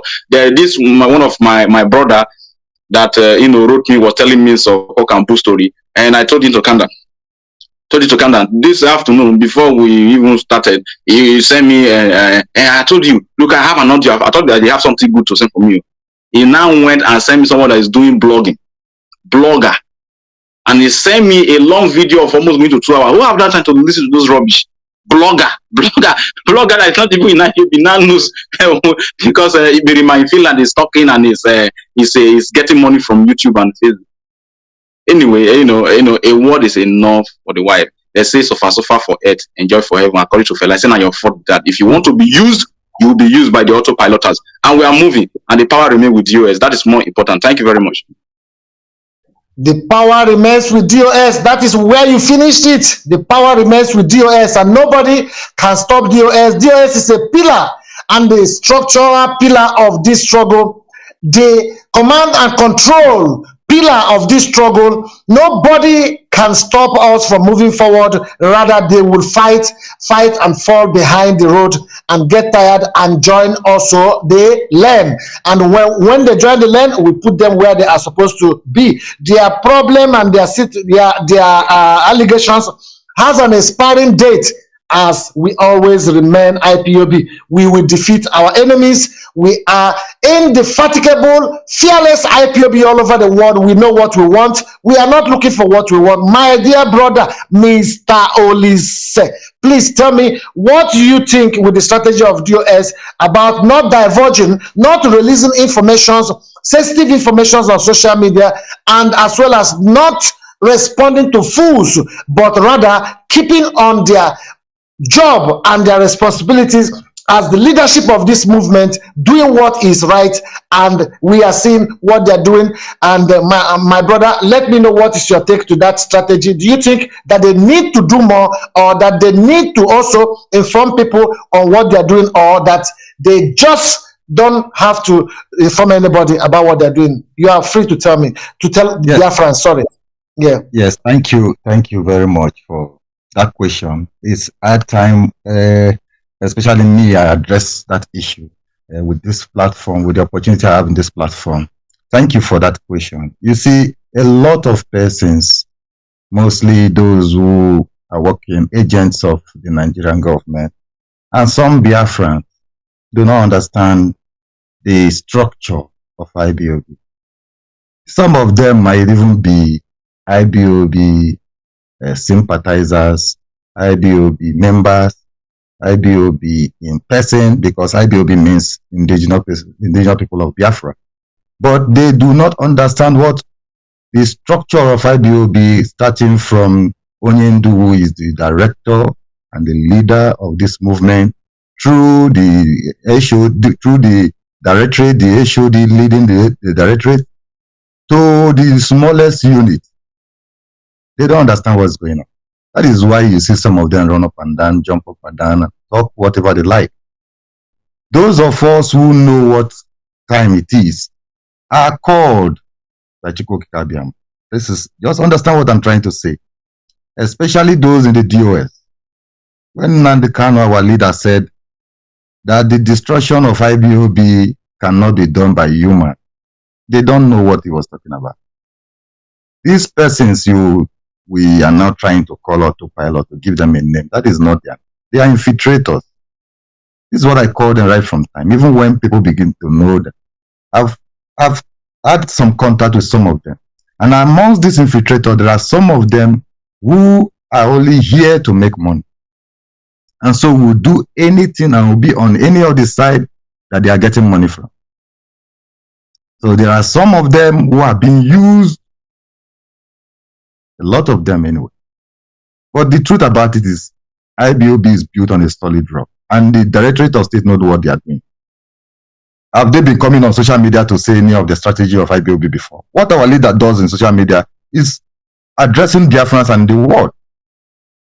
So what IPOB is doing, whoever is trying or whoever is saying is looking for information, is not an IPOB member. It's not a family member. Let me use that word. Because the person doesn't know what we are doing. We are not looking at anybody. The information right to my unit, I have it on my palm. The information here in my unit where I am in overseas, I have it in my palm because I'm liaising with the family. So if you jump up and down and think you are IPOB, because IPOB means indigenous people of Biafra, of course, it is because of you that those who are following Nnamdi Kanu are dying. But your stupidity will not come and distract us. Or you allow yourself to be used by the enemy, or you allow money to be your priority, then you are not one of us. You are not one of us.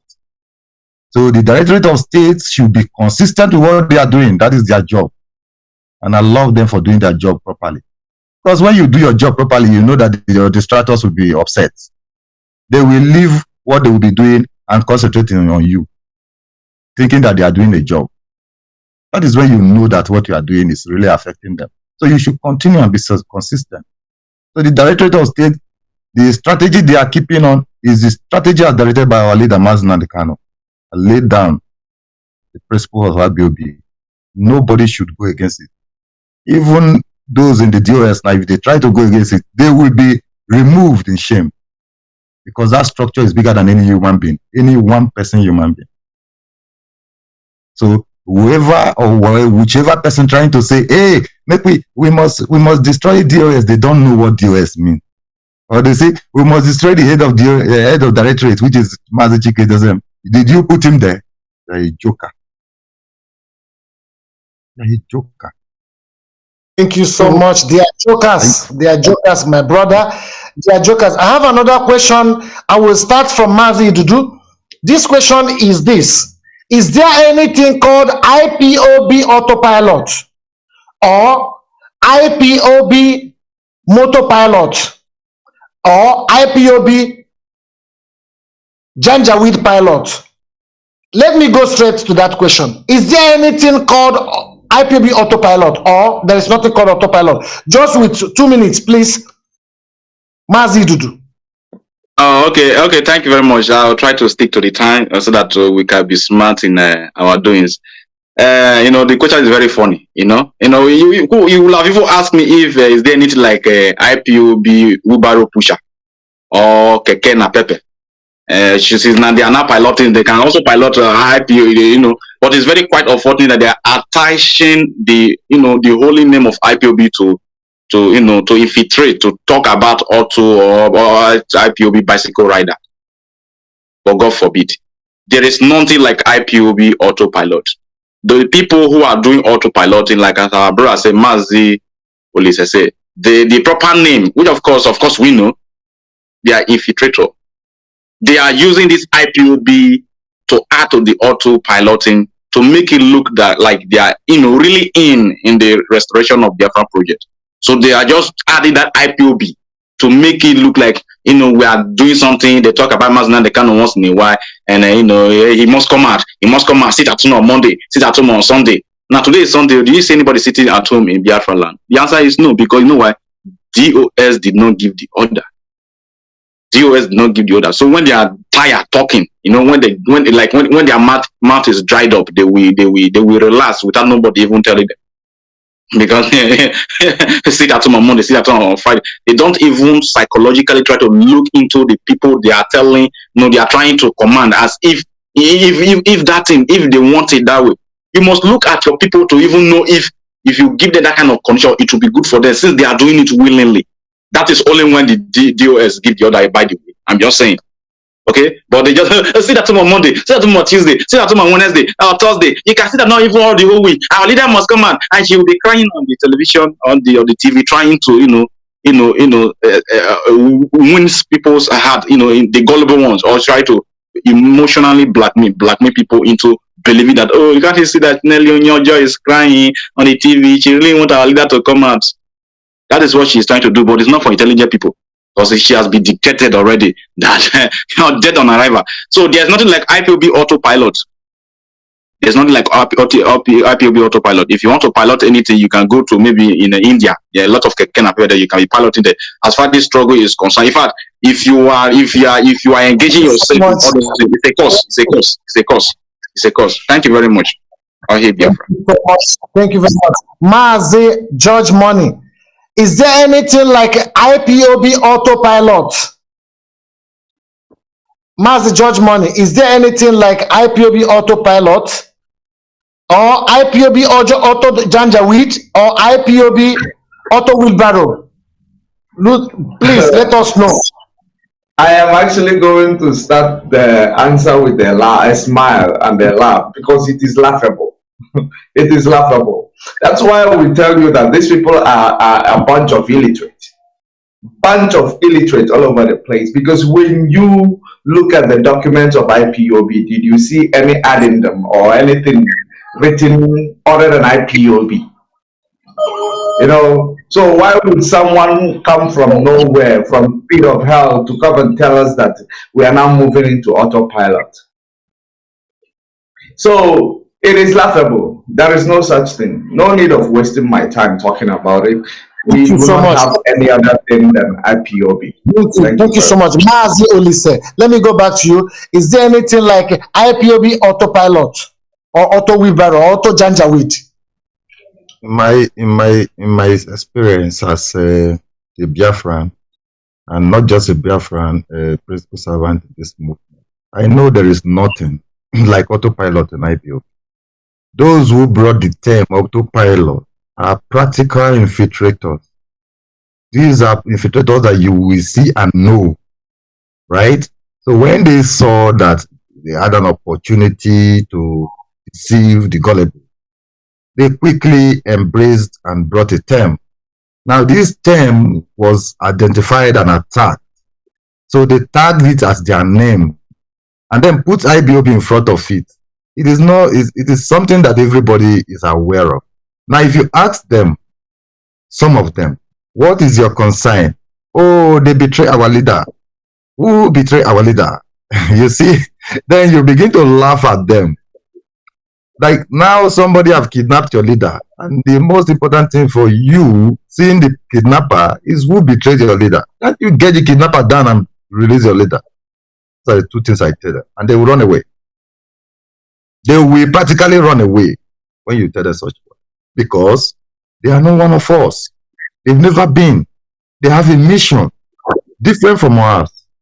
This is why you see that the only thing they talk about is, hey, DOS, these others, we must chase DOS away. Who do you know is DOS? You can't chase a structure. You can't chase an idea. What you can chase is somebody. And when you chase somebody that is bigger than you, like like Mazi Chike doesn't, that the entire Biafrans are standing behind. You are nobody, like those chasing Mazi Nnamdi. They cannot succeed because Mazi Nnamdi has been institutionalized into the hearts and minds of Biafrans. Not just Biafrans, but those who are working tirelessly to see that Biafra is restored in our generation. Because that is what Mazi Nnamdi can represent. That's what Mazi Chike doesn't represent. Chinasa Nworu, that's what he represents. That's what my coordinator in Spain here represents. That's what our people back there in Ndokwa represent. We don't prevaricate. We know the gossip. We know they come here, come break mail on the gossip. We are here for a serious business. The liberation of our people and the restoration of our political sovereignty. The world is doing serious business and the people are here gossiping. Say on autopilot. There is nothing like autopilot. Not in IBOB, not in anywhere. These are a bunch of infiltrators trying their best to make money and trying their best to destroy what God has called us to do, restoration of Biafra. There is nothing they are doing other than that. Thank you so much. Let me use this opportunity to challenge any of the persons that call themselves autopilot. To any media debate on the Biafra struggle. None of them will accept this challenge. The challenge is open. All Biafra. Biafra, all Biafra watching. Yes, I'm going to another issue, which is the alliance of Biafrans with our brother Ambazonians, which is truly significant and a great move, and one that is resilient in a quest for bilateralism for the purpose of political interest, economical interest, shared interest, mutual trust, cultural relationship, understanding, and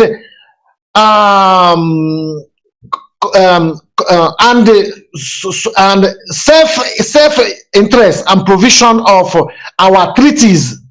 If Biafra is restored as our brothers, that we will have a very strong relationship, collaboration within the two parties. What do you people think? Is this an important move by DOS? Because DOS, a few weeks, is that last week, there was a meeting that was made, and that meeting is very, very significant. And I think, as I said, that it is very important for political interest, economic interest, shared interest, mutual trust, cultural relationship, and understanding, and mutual collaboration. Very, very important as well. So do you people think that this is a very great move by DOS? Are they working, or they are not working, or they are folding their hands? What do you think that is? Is there anything that's advantageous with that relationship, or that DOS is sitting and not doing anything? Thank you so much. Yeah. Can I? Let me start from Mazi Olise, from you. I'm rotating it.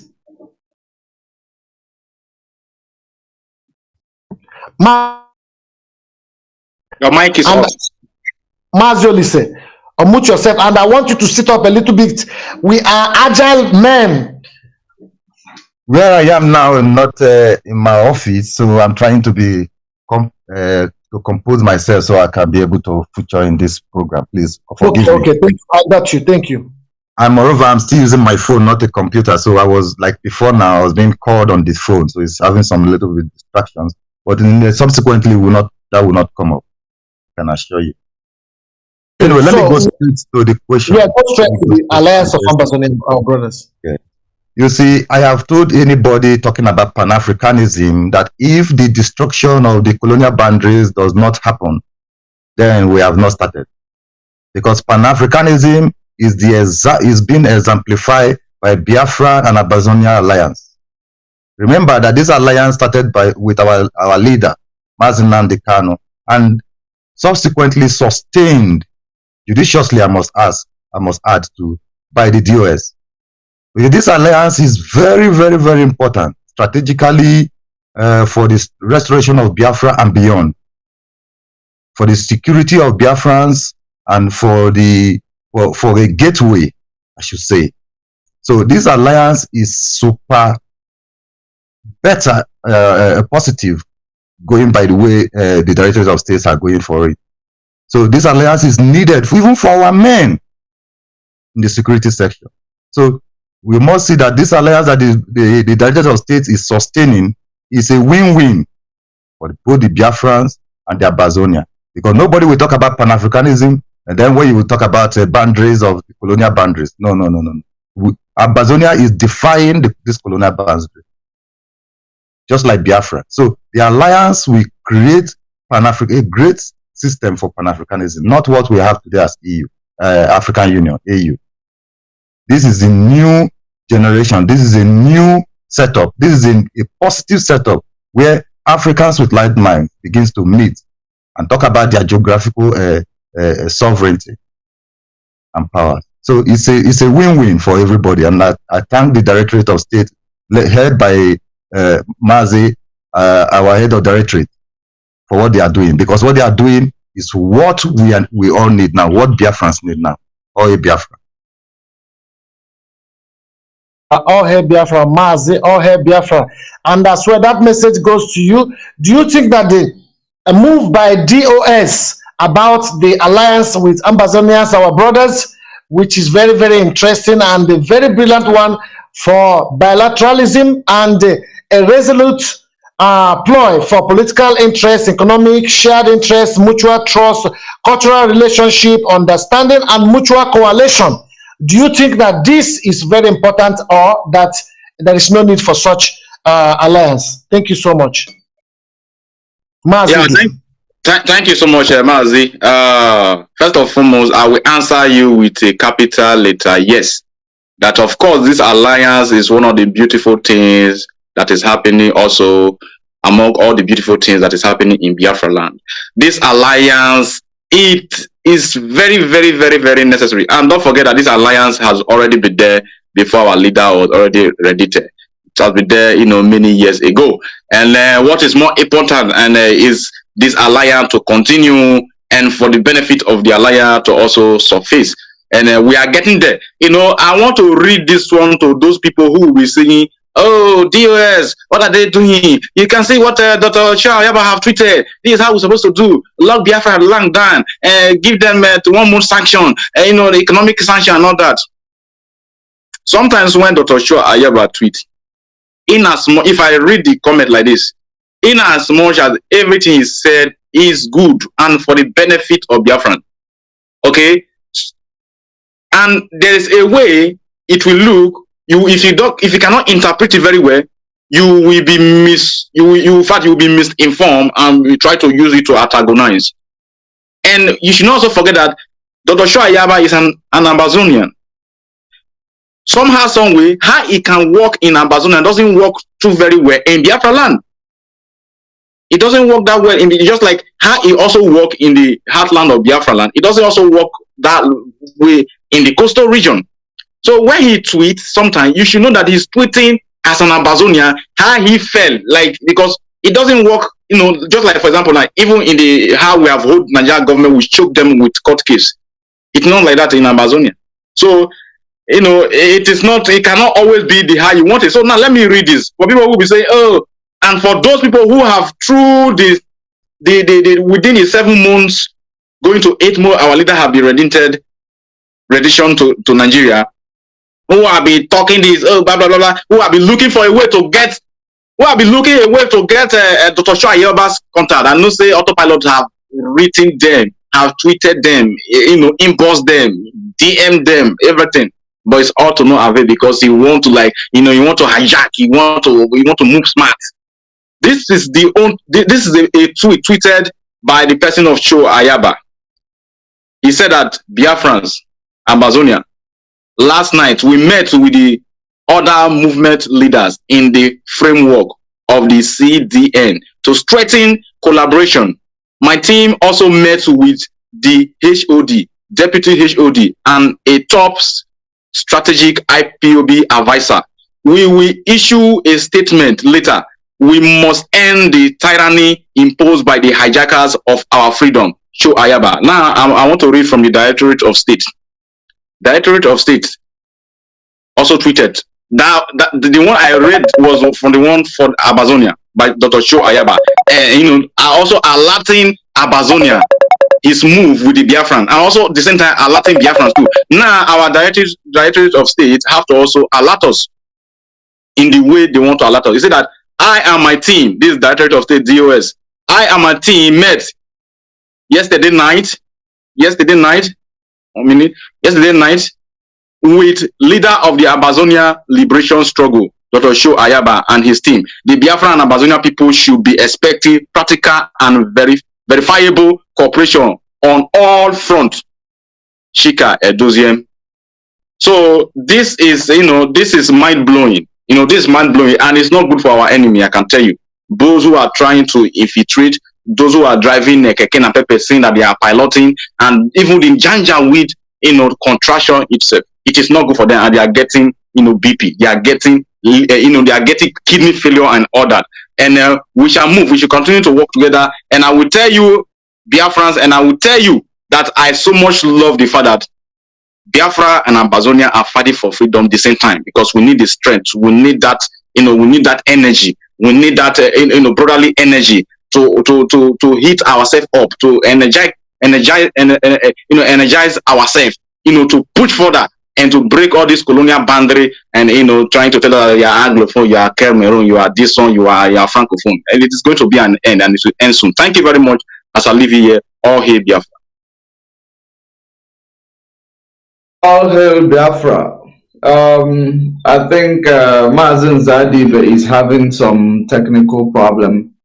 So there is a memo that is here that I want to read for Biafrans while we are waiting for Mazi Nzadive.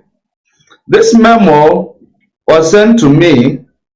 It is a memo from indigenous people of Biafra, North America. Internal memo from IPOB North America Regional Coordinator, February 23, 2022.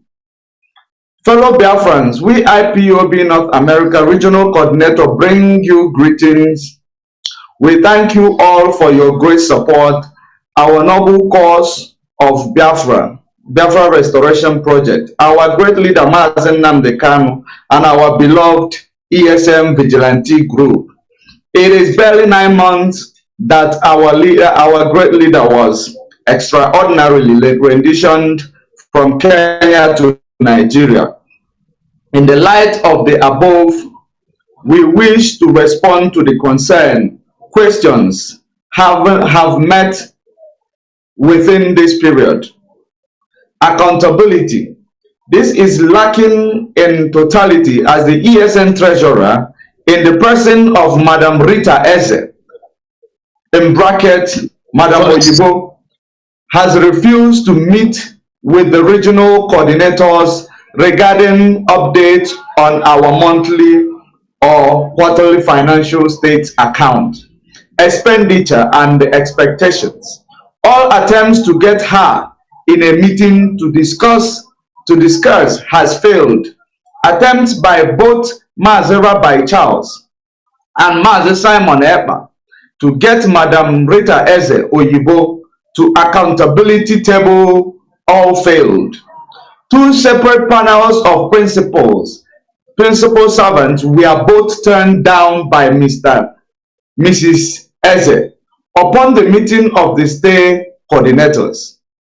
Other principal officers with the regional coordinators convened on the 23rd day of February 2022. We resolved as follows. Number one, that we cease every further dealing with Madam Rita Eze, bracket Oyibo, until she accepts to come to a meeting with the North America Regional Coordinator regarding the issues at hand. Number two, Voice of Biafra Radio. Funds contributed by well-meaning Biafrans from ESM were misdirected to finance a new Radio Biafra. Had proper consultation made with the regional coordinators. The choice of Radio Biafra over ESN would have been rejected at the critical time in our struggle, notwithstanding the fact that misappropriation of IPOB funds by one single individual is against IPOB rules. This spending was made without proper thought and consideration to IPOB scale of preference, which posed a great challenge to the sustenance and the maintenance of our ESM vigilante, following the constant information that they lack the minimum provisions. Biafrans, indigenous people of Biafra, North America. Number 3, Nelly Ofebu and Idu Nation. IPOB North America disassociate all its activities with Let me Nelly Ofebu. An impression there. Let me correct an impression there. There is no IPOB North America. There is no IPOB North America. What they have is Texas. That is IPOB Texas. How come that is IPOB North America? Continue. You should understand they are manipulating everything, but this is actually coming from Autopilot and Idu Nation. This is their memo. It is not actually from us. So I am just reading it to their friends to make them understand that the money they have, that one person took it, and they're also saying that this guy went and opened radio with their money. Thank you. Remember, I've been crying over this. I've been lamenting over this, that the fund they raised, that is what I am actually reading from their memo. So I am going to continue. Number 3, Renelli Ofebu and Idu Nation, IPOB, I don't know, North America has written, disassociate all its activities with Dr. Nelly Ofebu for many reasons. Those that stand out are Idu Nation. Dr. Ofebu is working against Biafra. Her interest is on Idu Nation. IPOB is strictly working under Mazi Nnamdi Kanu for the restoration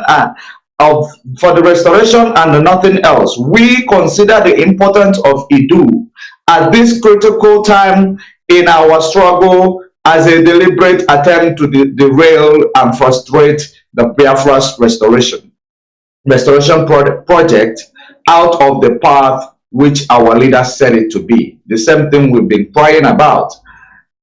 Direct attack on Mazi Nnamdi Kanu's wife and family.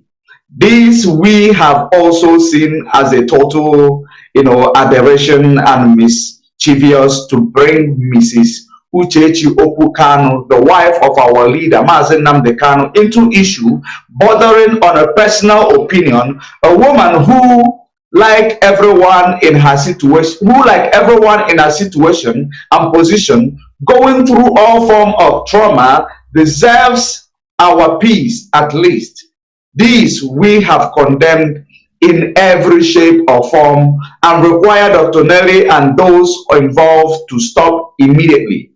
IPOB cannot drag into such unwarranted abuse of our leader's wife. Number 4, BWGG. There has also been lack of accountability on the funding and role of our lobby team, BWGG. As we know, is our lobby team whose contract was renewed recently. We couldn't also ascertain the progress level, the previous year achievement, and the terms of the renewal of their contract, as well as what they target to achieve this year. This has been a major concern to us because of our limited resources as against the magnitude of the work we are doing. Biafrans have considered all the mentioned issues and many more. We, the regional coordinators in the North America, wish to state that following as we have resolved, that we support the cause of Biafra based on the principle of civil disobedience as a weapon and tool to amount pressure on the Nigeria government to release our leader and give us referendum whereas. This civil disobedience must not be coercive or forceful, rather voluntarily and through persuasion in a good faith and conscience for the love of our expected new nation where good conscience, patriotism, and sacrifice will reign supreme. That IPOB, they said North America, has no connection with the unknown government and their activities. Number 3, that Madam Rita Eze Oyibo must immediately restore the viewing privilege of other principal servants she illegally removed from Umeri, Arodi, Areli account to encourage transparency. I hope Biafrans are listening. I hope Biafrans are listening. Number 4, that in the coming days and months, if the situation and our request is not taken to heart, we shall inform Biafrans the next step or action plans to salvage the deteriorating situation at hand.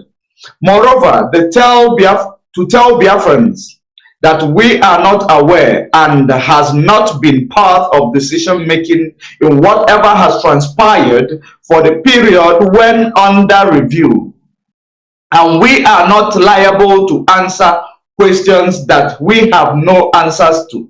Going forward, we wish to state clearly to Nigeria government and their agents in our land that nothing can stop this movement. What is going to happen is that variation of approach that are going to escalate this movement. Holding our leader can never stop our request for Biafra, because it's in millions of people, both young and old, full stop. Finally, we thank Biafrans all over the world who have been very supportive with their finances, prayers, and moral support.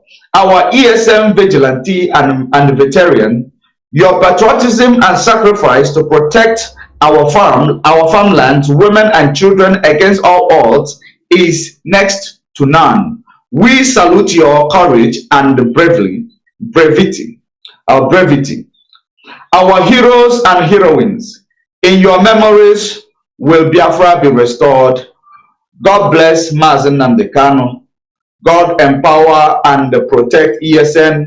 God bless Biafra from the stable of IPOB, according to them North American regional coordinators. Mazi Ndubeze Eji Ase, Mazi Oliver Obi, Nwada Rosemary Williams, Mazi Onyeka Chinwe Aku Eze. There is email herewith.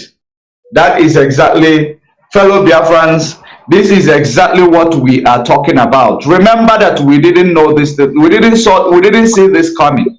We did not see this coming. And we've been preaching. Whenever we preach, they call us conspiracy theorists. Whenever we talk, they come to our comment section, to make sure that they bring our spirit down to stop talking.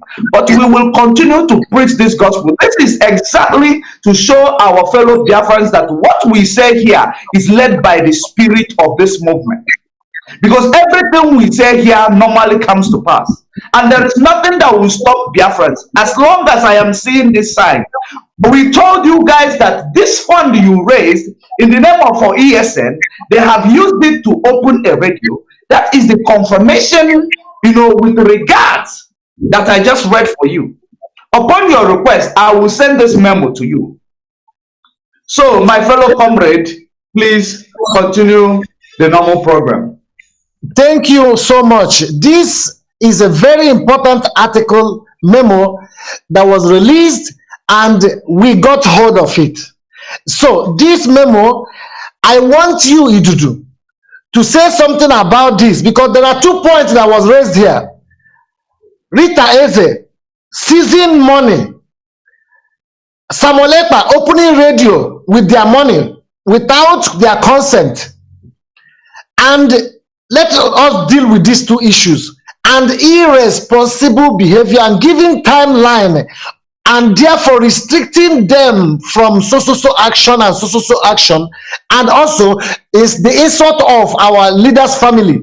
which Samolepa is forcing. Now, the autopilot family and the Do family, they say they will finish us. It's not the end of the month. They have started finishing themselves. So, not gossip. The two of this point, the radio and the Rita Eze hijacking the money that the Nigerian government gives to them, and they are saying that it was raised. Or raised on what? On which person? Do you know the amount of money they are talking about? Let's proceed, Mazi Idudu. Yeah, thank you very much. First and foremost, before I delve into the content of that long should I say memo that they put out there, that is a very beautiful nonsense. It's a beautiful nonsense. If you do not look very well, or if you don't take note very well, you would think that these people, are having a very good motion for the restoration of Biafra. They are all we. They are all, when does it go well with them in this aspect, they begin to attack themselves, and that is what they are doing. They want to bring sympathy in terms of trying to caution the autopiloters and those who are attacking the wife of our dear leader Mazi Nnamdi Kanu, so that by bringing it, you can't you see that these women now, they are now they are talking against those people who are trying to bring our leader's wife into this whole their shenanigan behavior that they are doing, so that trying to draw people attention and emotion, and they think that they are talking to kindergarten student or somebody, or the zoo student in primary school. It doesn't work that way. Now, anything that they have got themselves into, they have to settle it themselves. First and foremost, let me underline this. Biafrans should take note of when they say IPOB not American, right? That means they are trying to tell you that IPOB not America is like it's a movement on their own. That's what they are trying to tell you. IPOB not America. And when did IPOB not America begin to sign memo? Any memo that is being signed in this struggle is either by our leader or the DOS. That's how it has always been. So any other thing that is short from that, that these people, they have to bring their beautifulness inside by trying to, beautify, to call our leader's name, call his wife's name, and talk about ESN, so it will look like they are doing something like no. And you see, signed, when you see IPOB memo being signed, it is short and short and that the DOS or HOD. I mean that the leadership, not sign. You will not begin to see name. Do you see how many lists of names you saw? That is to tell you how power torso. My name must be there. My name must be there. I must be among the people that are signing it. I must be in the forefront. Almost 10 names there. This one signed. This one signed. This one signed. This one signed. Even if you are not even careful, the people who are signing this memo now, that means the people that put it together, that put this memo in place, their name will even be longer than the memo that they write, they put added, because everybody wants to be noticed. That's the problem. That is the problem with them. But to call the long story short, what I'm trying to say is that whatever they have got themselves into with Madam Oyibo, that have seized their money, the same way Madam Oyibo seized our money. Let me say this in very, very quite clear. If you remember, there was a time that the Umuada hosted Chika Edoziem, and Chika Edoziem thought they were on a private meeting. Not know that they are streamlining him, okay? And thank God that Chika Edoziem spoke with every sincerity. The videos are there. I even save it. But a lot of secrets were open in that conversation, right?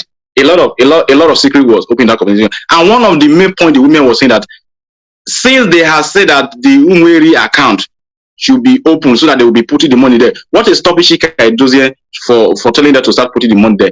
Chika Edoziem said, go and listen to my broker. I just finish my brokers. Everything I have, finished everything there. But now let me come. I'm not even trying to bring us back. Me personally, I was one of those people that was very angry that why is our dearest mother, sister, Madam Nnamdi have not sent the money. But trust me, she saw before we saw. Thank God she did not send that money. If not, these people would have seized the money. Because of course, Madam Oyibo and her team, how will they send this money that they were clamoring that you send? They will have seized the money. But she even tried to send it. They gave her fake account. That was the time they blocked that particular account, that first account. And that they forged the signature of Mazi Nnamdi Kanu to open that account. Yeah. So like I say, I was one of those people that was very angry that why will Nanya not send the money? Because of course it is not coming from me. It was coming from the Directorate of State that they said they should send the money.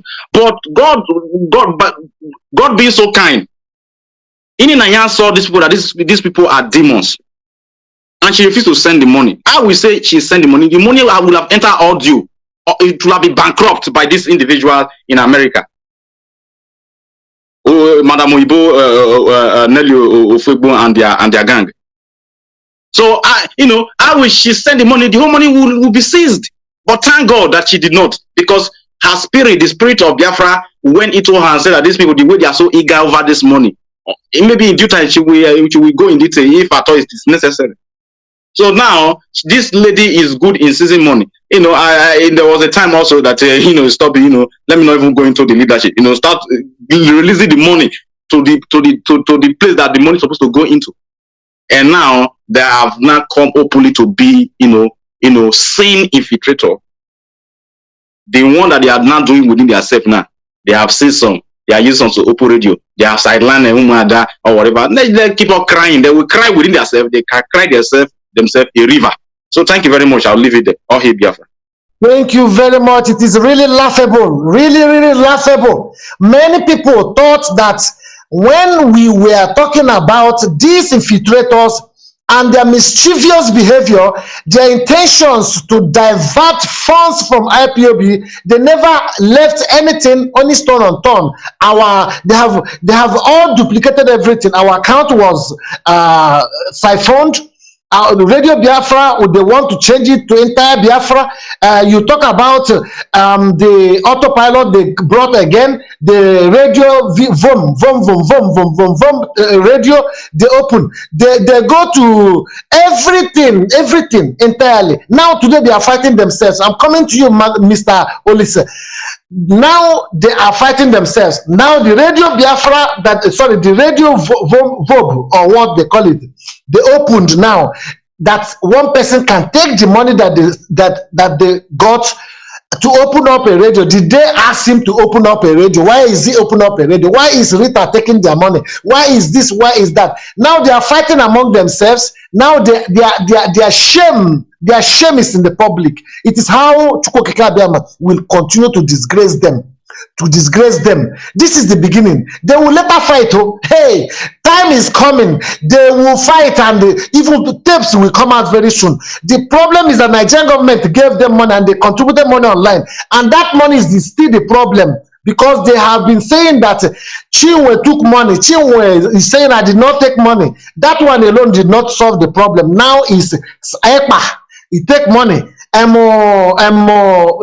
Rita, he take money. Now the IPOB Texas becomes IPOB North America. You see that these people, they are logically creating something like IPOB North America, so that you cannot say in the record of IPOB that you have IPOB North America. These are criminals. You understand what I mean? Because there is no way you can be putting down a movement, the name of that movement, without their knowledge, is a country, another country, a continent that you are operating in shadows in Texas, and you are changing the name to North America. Is that not criminality? This is absolute criminality. So that when even you take them to court, they will tell you, IPOB have no North America.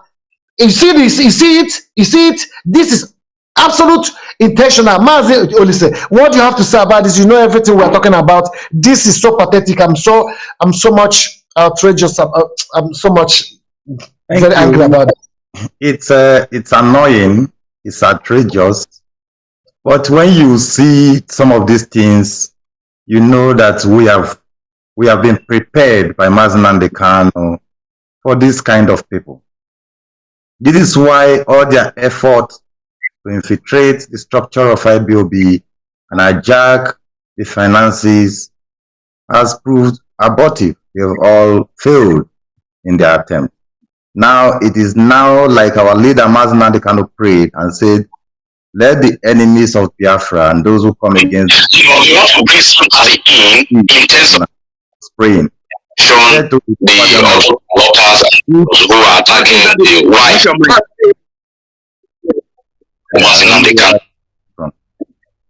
Thank you.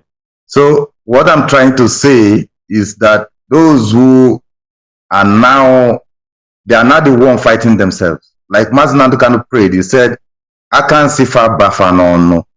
That hand they used to prepare poison for this very great struggle that Chukwuabiama installed and bestowed on him to lead, that those who come against it must be disgraced.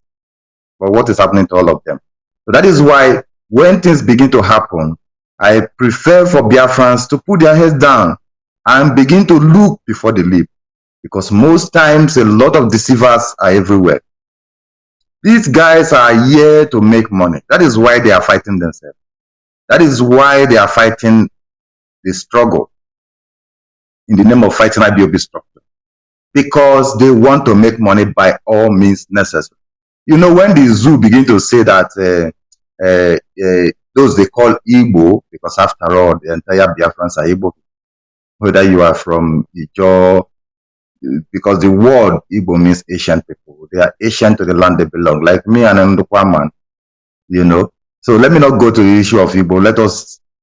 Let us concentrate on this issue of these persons who are now fighting themselves, because they are fighting themselves. They are exposing themselves to the world, confirming what the leadership of IBOB have been fighting against, that these people are distractors, these people are infiltrators, these people have one single motive, which is to hijack the finances of IBOB. Finances that we don't have. They have come like a roaring lion looking for what to devour, but they have failed. You see how they are fighting themselves, trying to sweet mouth and sweet talk others, trying to, like they will say it, buy sympathy from who? Buy sympathy from who? These guys have failed from inception, and they will continue to fail. They will be disgraced. Whoever come against this struggle will be disgraced or might pay the ultimate price with his life. Because men and women and children are paying the ultimate price for the restoration of Biafra. So if you think you can come into Biafra, use the name of Biafra or Mazi Nnamdi Kanu or even IBOB the Great to steal money, to carry out your personal interests, man, my brother, you are heading to the hell. And that hell, you will first be disgraced before you get into the hell. That's what is happening to them, disgracing themselves. They can go and write 20-page memo and sign it and put IBOB in front and IBOB in back, like IBOB North America IBOB, you know, or say IBOB North America Autopilot, or IBOB North, whatever they like, they can put it. But the fact remains that if you are not under the command and inside the family structure under oath, then you are nowhere to be found. And when you are there, or when you have gotten to that stage and you think you have made yourself, then you will be disgraced. That is this struggle. It doesn't matter who you are. The moment you try to deceive our people, because that is what IBOB led by Mazi Nnamdi Kanu is standing against, you will be disgraced. So that disgrace is just beginning. They will be naked in the market and the whole world will see them. That is the fact. There are some of them that Mazi Nnamdi Kanu told that they should not allow demons to enter them, even Satan. But today, how are you seeing them? They are now possessed like the ones that that possessed man that Yahweh Yeshua, Jesus Christ, cured and led all their demons inside him into the pig. But we will see how they will be cured, because except they allow themselves to be cured, because there are too many demons inside them now. Before you will know, they will tell you, say ESN and their name. So that it's all the money where you pay. I did not want to cut you. I just want to also say that does it mean that the demon that Yahweh Yeshua cast into the pig is the pig? You don't enter them now. You don't enter them. The pig and the pig. I warn them. Say no, allow Satan come. These demons are too plenty. I see them around. No, allow them. Where are they? They don't enter them. Not be one, not be two demons. Too many legions of demons.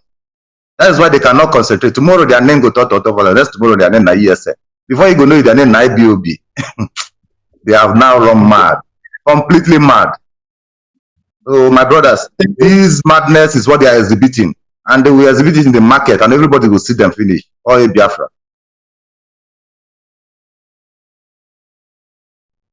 Your mic, Mazi. Thank you so much. There is another topic I want us to discuss. That topic is about the, can you hear me? Okay, there's another topic I want us to discuss. You know, we have been, you know that fuel is the most biggest commodity that regulates the price of commodity in the zoo.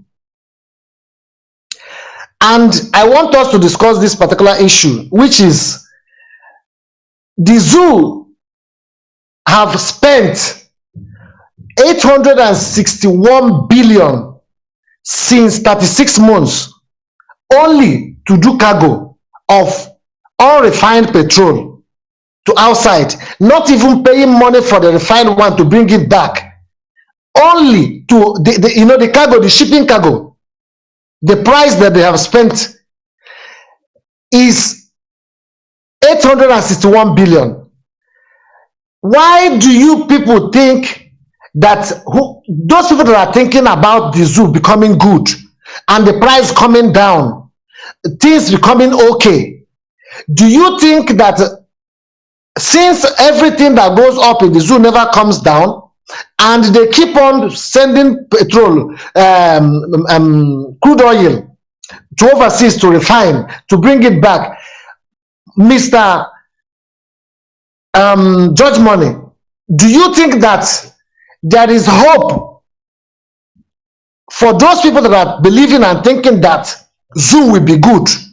Do you think that they need psychological examination, or that those people need a little bit prayers, or what? What do you think that is happening with their brain for thinking that zoo will be okay with this behavior that have never ended?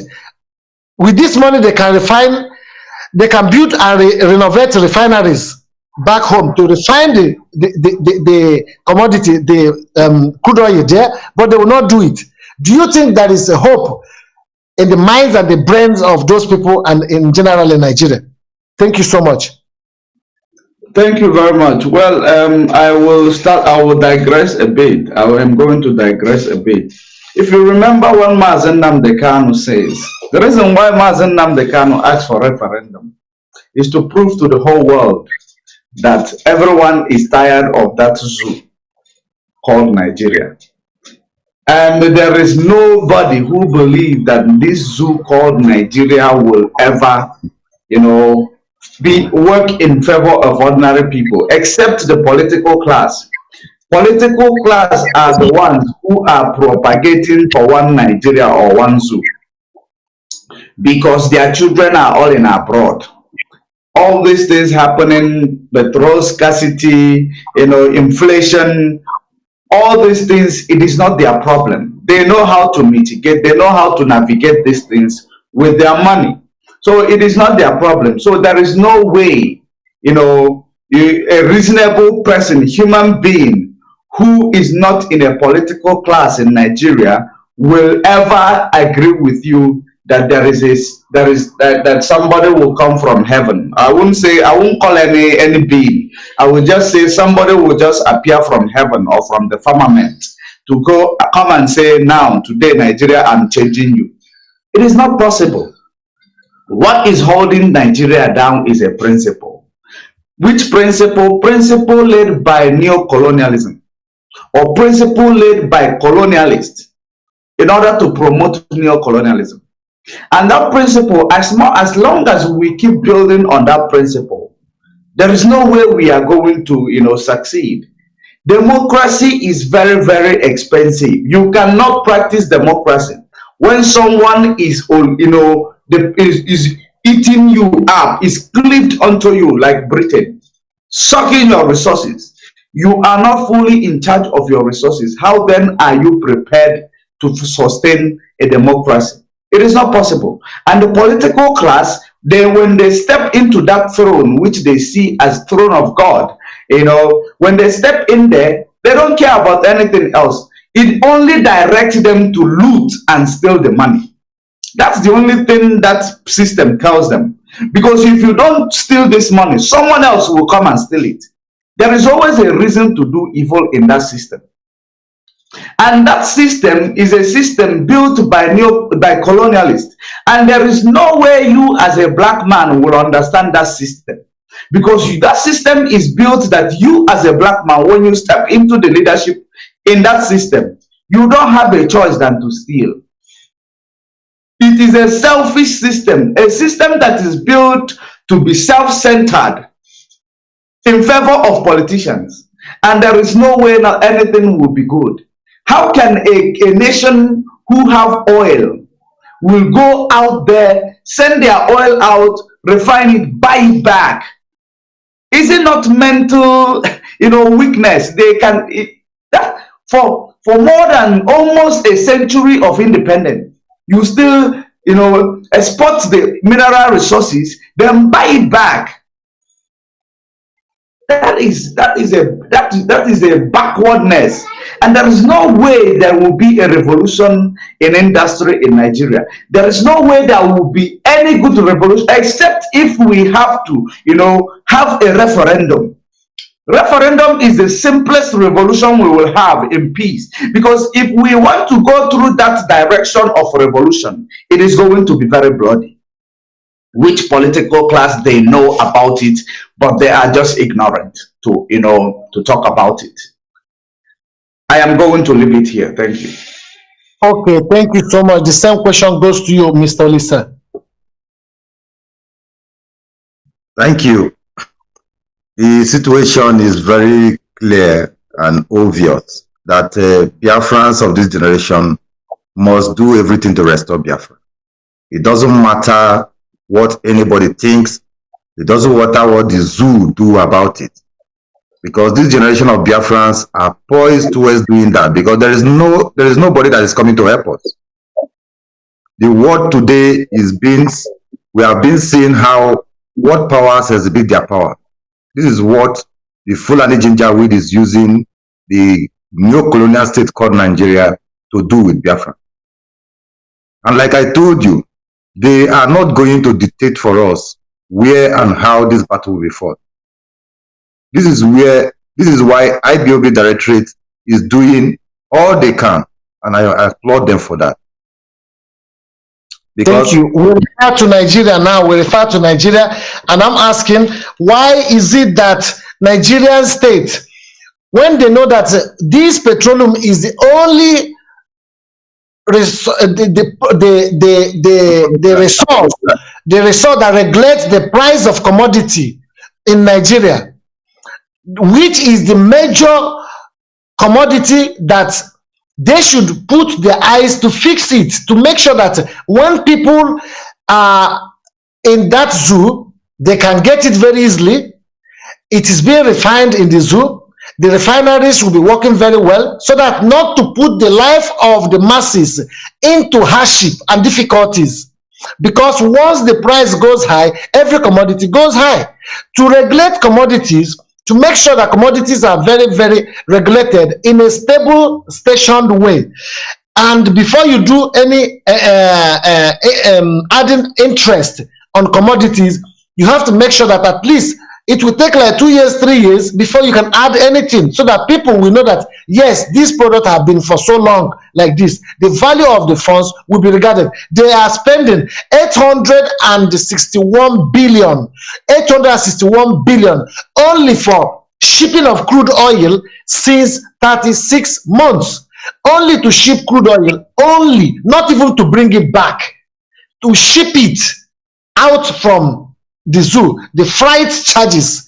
That is what they are spending to ship it. Why is it that they will not fix the refinery? Do you think there is hope for the zoo that somebody will come out and say Nigeria will be good, and they are not looking or working towards fixing things that will make the society to be good? Do you think that those people that believe that Nigeria will be good under this circumstance, that those people are normal, or they need psychological treatment? yes, whatever thing that will be good, right, starts from showing the prospect of being good. Like, if you want to build a house, you see that the house, they started it from foundation, the foundation is solid, and the rest of it follows. But the zoo is a new colonial entity, a criminal one at that, hijacked by Janjaweed. What do you expect? What do you expect? Innocent is building vehicles, right? But does the zoo official cars the zoo government are using, are they not imported ones? Are they not foreign made? They are not even being coupled in the zoo. Talk about being made in the zoo. But what do you have? So the policies of Nigeria does not show that Nigeria will be good. So anyone who looks at these policies where the politicians are driving the country to and say that he's saying a positive thing for tomorrow should be psychologically checked. Should be recommended to be in psychiatry. Because what we are seeing is the total destruction of the damnable republic. That's what the politicians are doing. Because it is what? It is corrupt.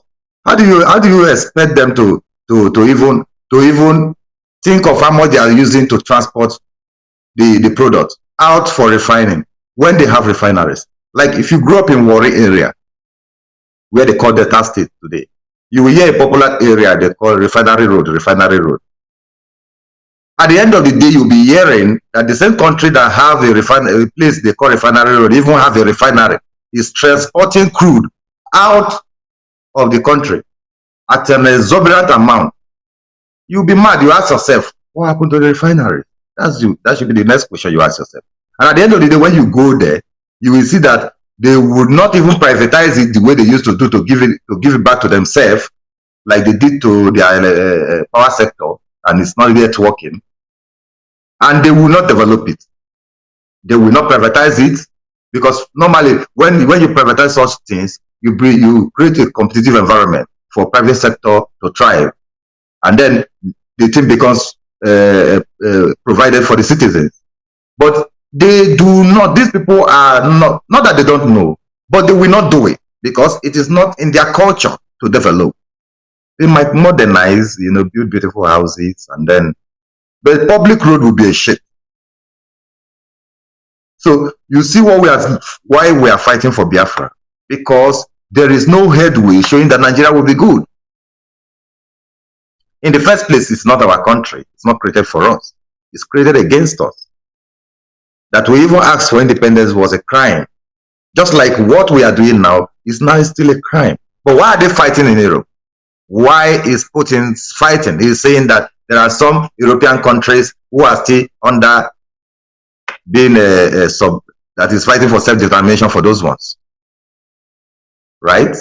But in Africa, we are being jammed together. The Fulani ginger weed, smelling uncircumcised idiots will be jammed with the Biafran people, children of God, and then they bring Ofemano and jam everybody together, including even Amazonians, and call them one country because they are what? Imperialists. They are the colonialists.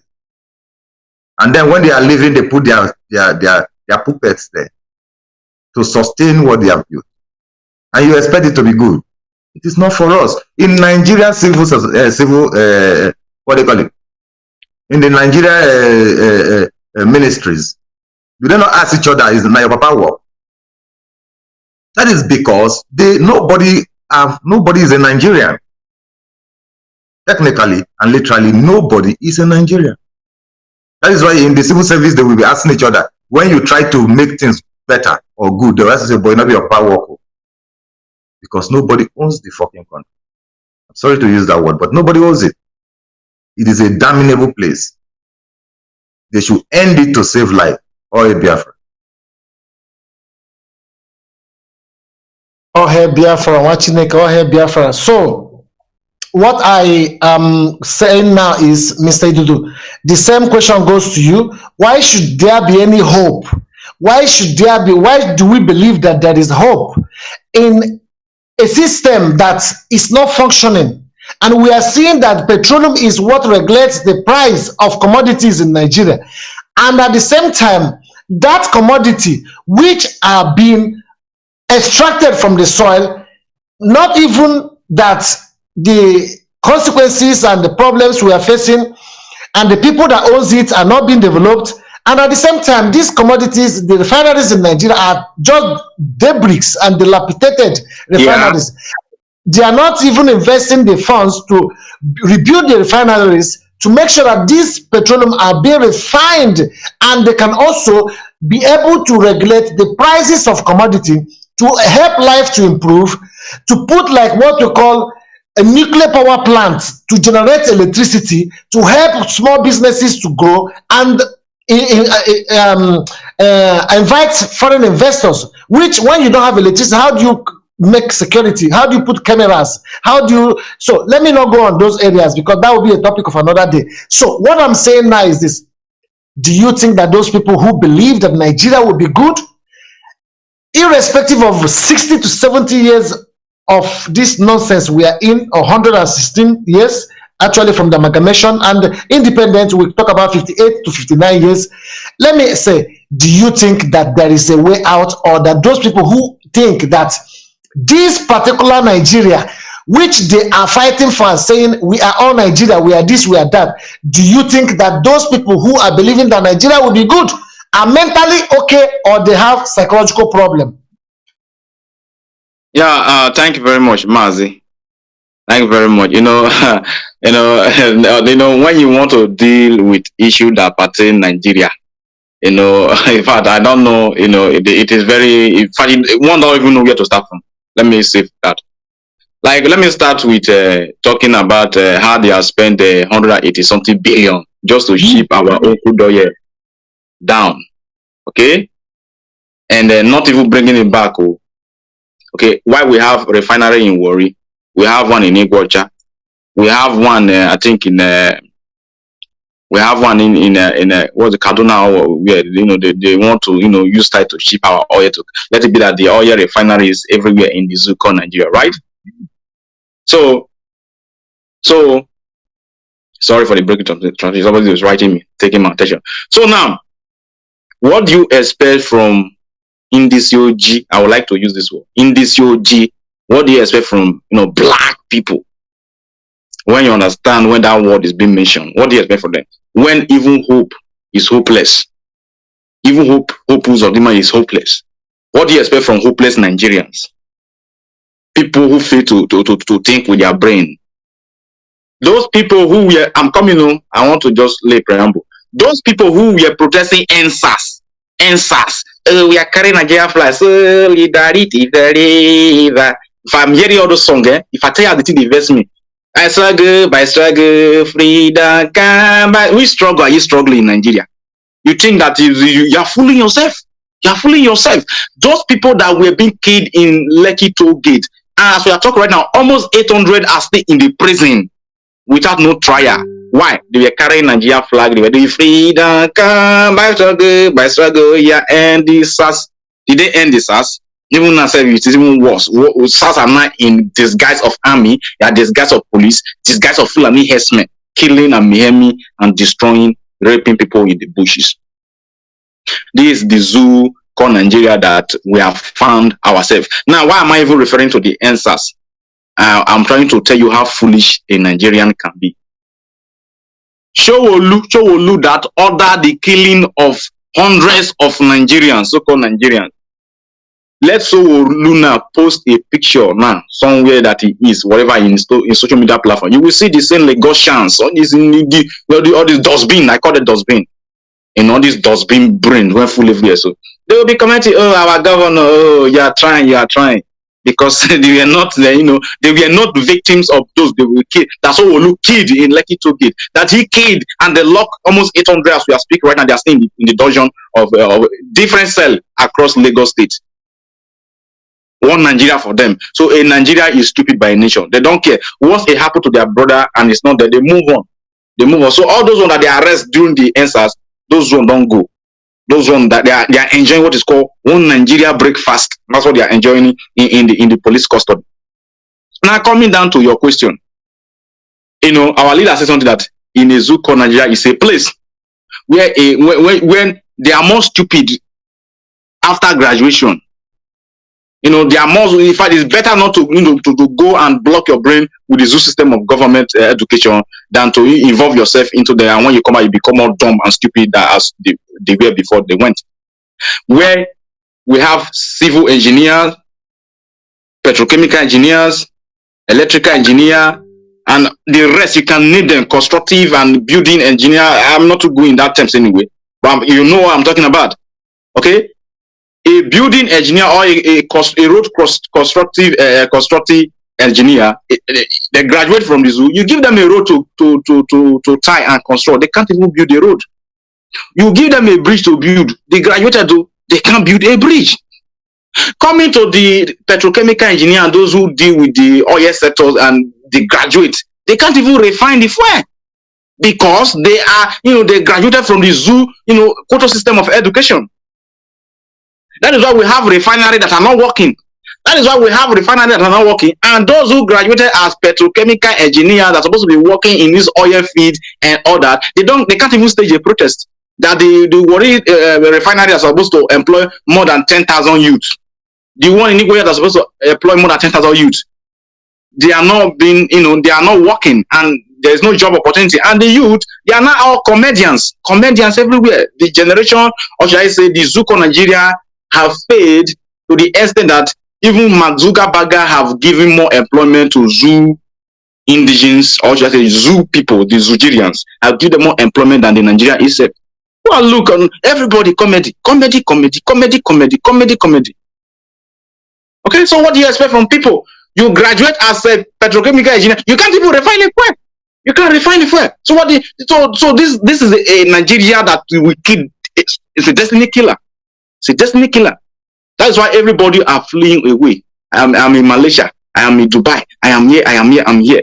Everybody is running, leaving. But let me tell you the most annoying part of it. Don't forget, as you are running, you are leaving the land for Fulani Esme to come and take over. Keep on running. Thank you very much, Mazi. I will leave it there. Oh, here, Biafra. Thank you very much, Mazi. Thank you very much. Another topic we are going to discuss now is, this topic is the celebrities. Why have these celebrities who have voice? In US, you see, celebrities are the voice of the people. When there is need for the voice of the masses to be heard by the government, by the oppressors, and the celebrities come because they are immune, they are covered, they can come out to speak. Their social media might be 1 million, 2 million, 4 million people will hear it. Why is it that our celebrities in the zoo in Nigeria have failed to be committed towards the cry of the masses? And those masses are the ones promoting them. Once they share anything, you see 1,000, 13,000 comments. And they still ignore those people and their grievances. Why is it like this? Judge Money, I come to you with this question. Do you think that these celebrities are lacking connection, or they are really out of touch? I can put it this way. Thank you very much for that question. Our celebrities, they don't understand what makes a person a celebrity. They believe I have people who celebrate me. I have to, I have to be superior, to them. And I can never build any, there is always a bridge, because they believe that if the people who celebrate them are successful, they will not be celebrated. That is the problem of what we have as a celebrity. We do not have celebrities in Nigeria. We have exploiters in Nigeria. We have criminals in Nigeria. There is no celebrity. That is the reason why you find most of the celebrities, they are in politics. They have joined politics. And most of the people who have seen those ones who grew up with their celebrity influence gone into politics, the new ones are now going into Nollywood in order to go through that same road. Number one, you see someone like Kenneth Okonkwo, the word he is presenting all over the place. Will you ever call that person a celebrity? He is enemy of his people. How can he be a celebrity? Just because he become a member of APC, he started acting high and mighty. Not knowing that the people now he is now rejecting were the people who made him whom he is. If we never supported his movie, which is the movie they use to colonize us the more in this country, if we never supported them, There is no way they will come out to call themselves celebrity. But today they have forgotten. Because they're black men, they forget so soon. They always forget where they are, they begin. Or where they always forget where they began. That is how the black man's mentality is positioned to be. Once they become celebrity, you saw the one during MTA's protest. He's calling people kids because he found himself to be in politics. Is it Desmond Elliot? He found himself to be in politics. He undermined people who made him the so-called celebrity he found himself to be. So these are not celebrities. You found out when people were actually, crying or not certain in this previous unprecedented or still current unprecedented situation where we found ourselves, which is globally, which is called COVID-19. When Nicki Minaj got an information that someone took a jab and their manhood got bloated, she tweeted it, because she is a celebrity who want the voice of ordinary people to be heard. But that is not our celebrity. Our celebrity just want only their voices to be heard. Just like the one you see, Zubi Michael. He is going around with Atiku's daughter. Why do you think that he will ever think about his people? These people are very, very selfish. They are not celebrities. You can even call them politicians other than calling them celebrities. What are we celebrating about these guys? We don't have celebrities in Nigeria. Sorry to say that. Because Zoo will never produce anything good. Thank you very much. I will leave it here. Again, I want us to discuss the issue of phone sharing, Mr. Idudu. There is a call that alarm that has been raised about the sharing of phones to individuals with an ulterior motive of hacking and taking the information of people, and as well as locating ESN. When ESN is not our problem, ESN is not doing anything bad. And why have these people decided to go so far to stop the people that are protecting our mothers from going to the farm, when our mothers, last 2 years, everybody were being butchered in the farm, in the forest, and today those things are not happening in the forest now? Why are these politicians going after those people that are making our land to be more safe in our farms? Why have they choose to be a perpetual devil to their own people? Mr. Idudu, what can we do about these people? Thank you so much.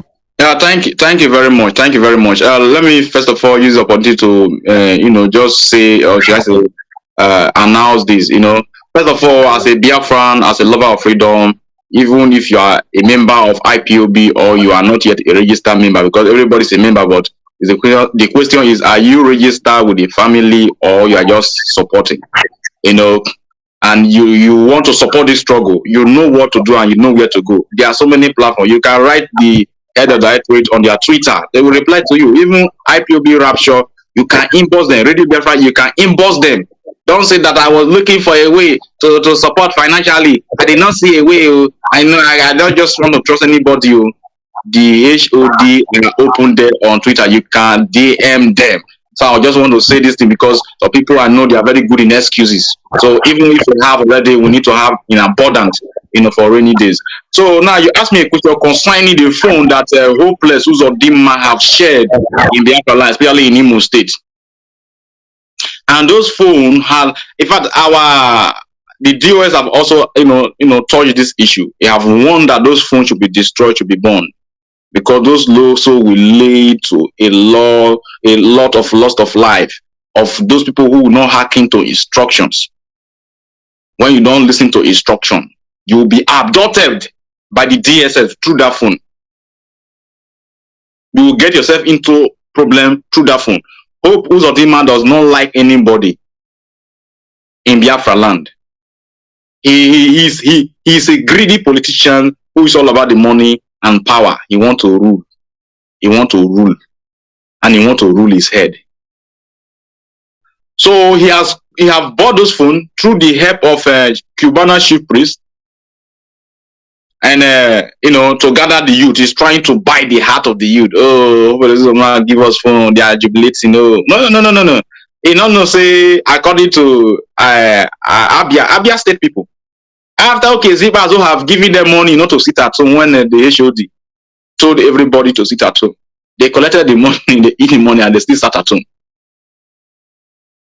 You know what I mean? They collect the money and they still sat at home. That is to show you that that is a very nice one for him. You know what I mean? So now coming back to Hope Uzodinma, he think that trying to buy that phone, it will buy the mind of the people.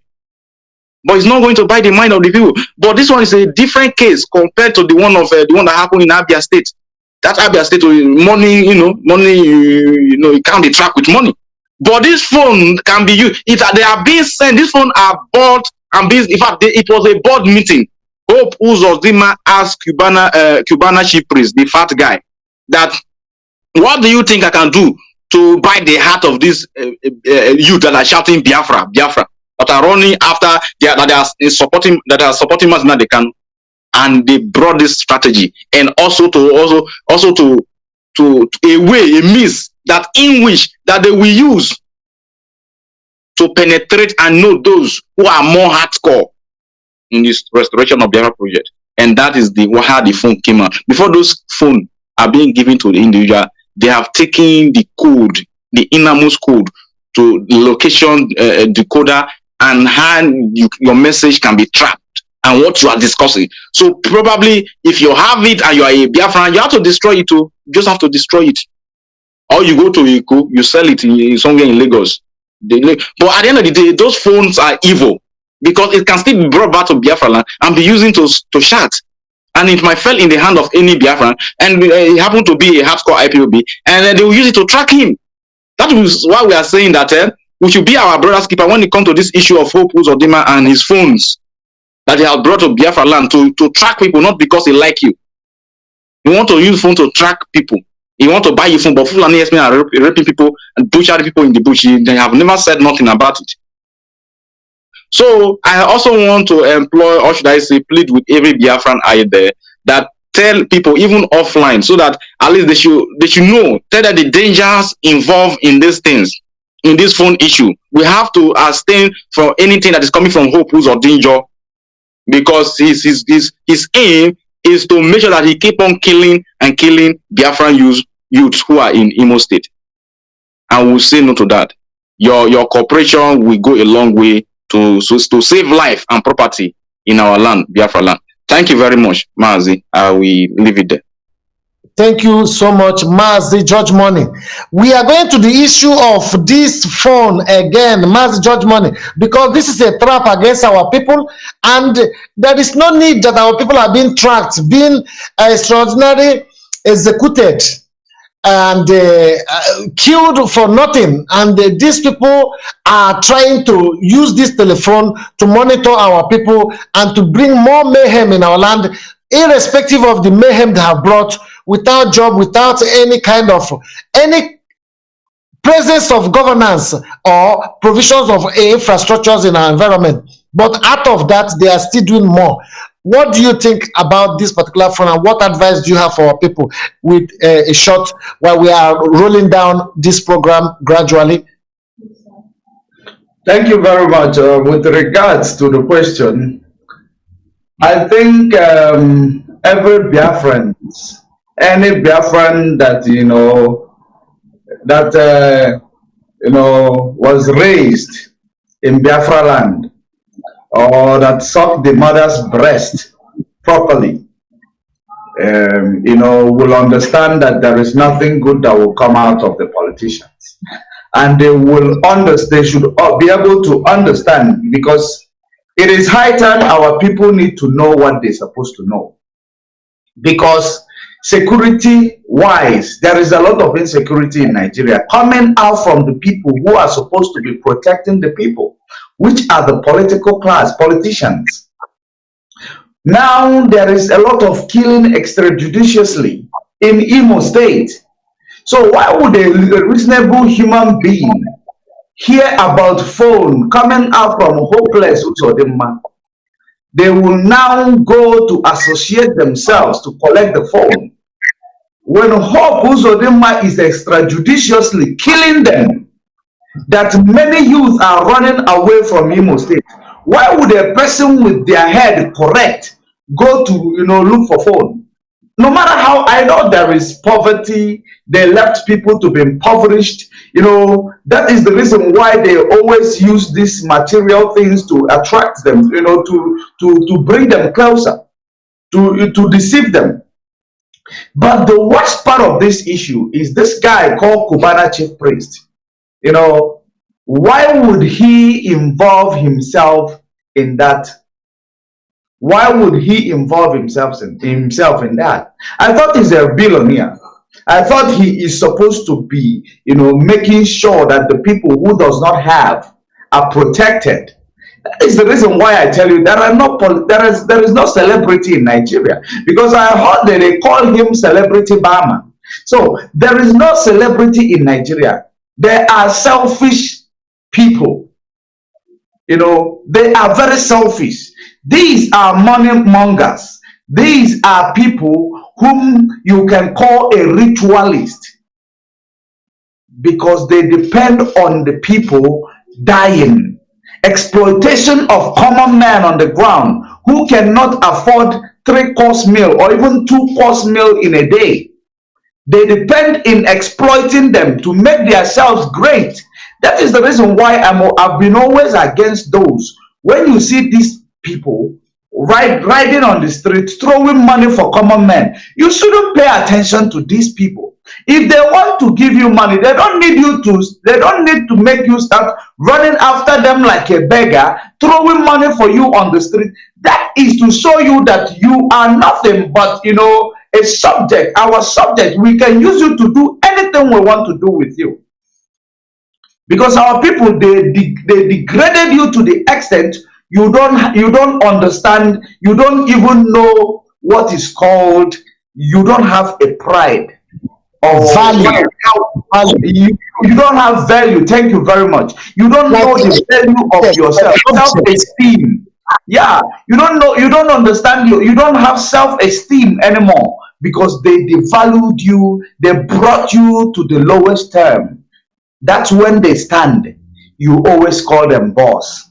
When they stand, you will always call them sir, because they value this thing called praising and worshiping them. Because if we talk about Jesus Christ, I think it's called, knowing that, when in Christianity they tell you that Jesus does not eat yami, does not eat cocoyam, he eats praises. These are the people who are Jesus. They eat praises. They only need praises, because they always want to be there. They don't want any other person to rise up. They will never want you from their followers to rise up, because they believe you will challenge them. Rather, they keep telling you, come on,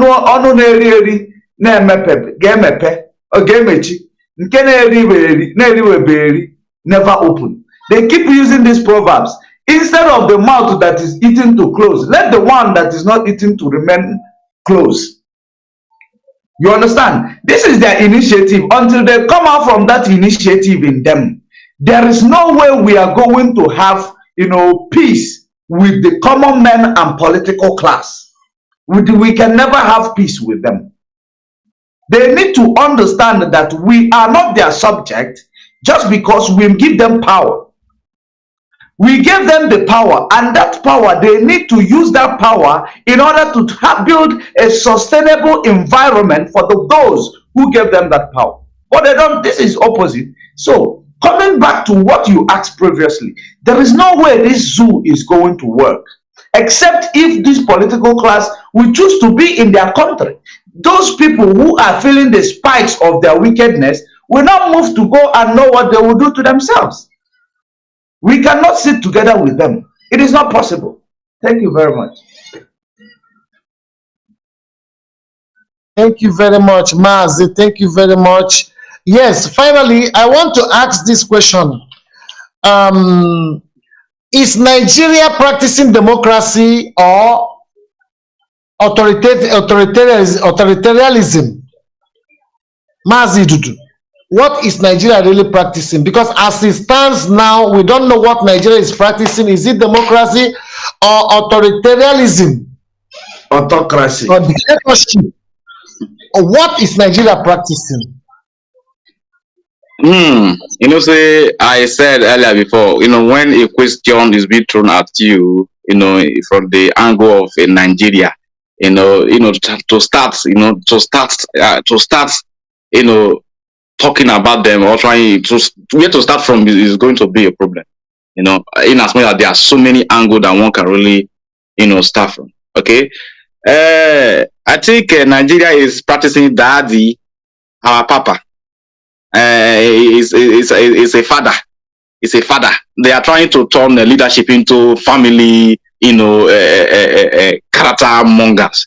You know, when you want to run, just imagine. I remember when they came to Ojus or Carlo and asked him that, have you want to be a president? Have you made your intention known to the president?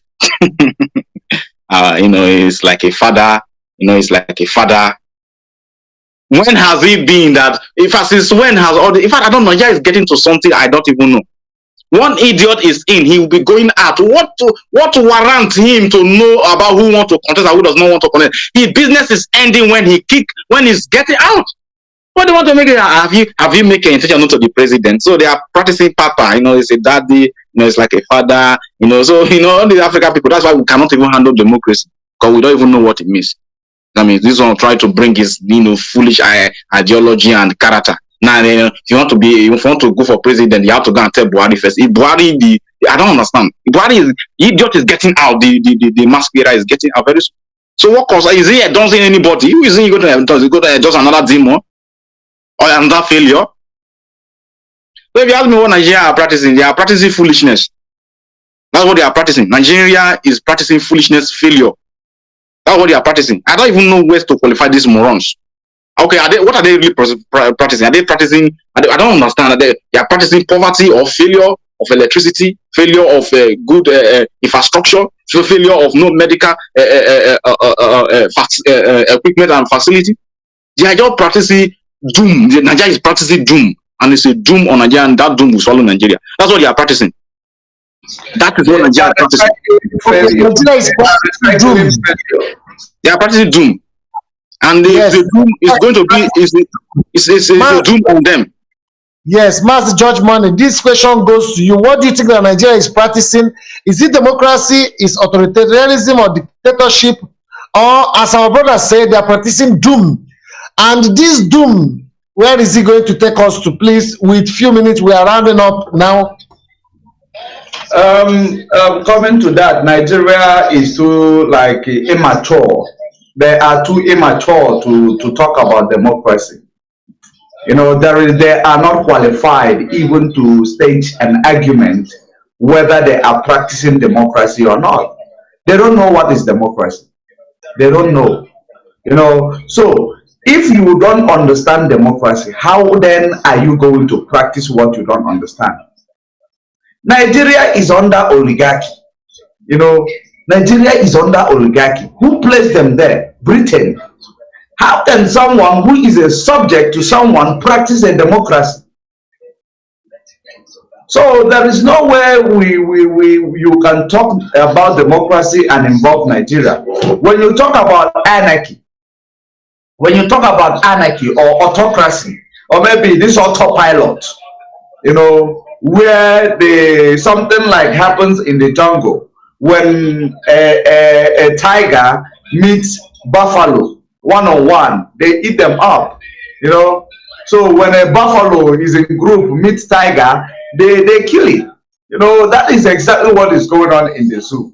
Whoever that can kill will be able to eat up the other one, must rise up and eat them up. So there is no democracy that exists, that ever existed in Nigeria.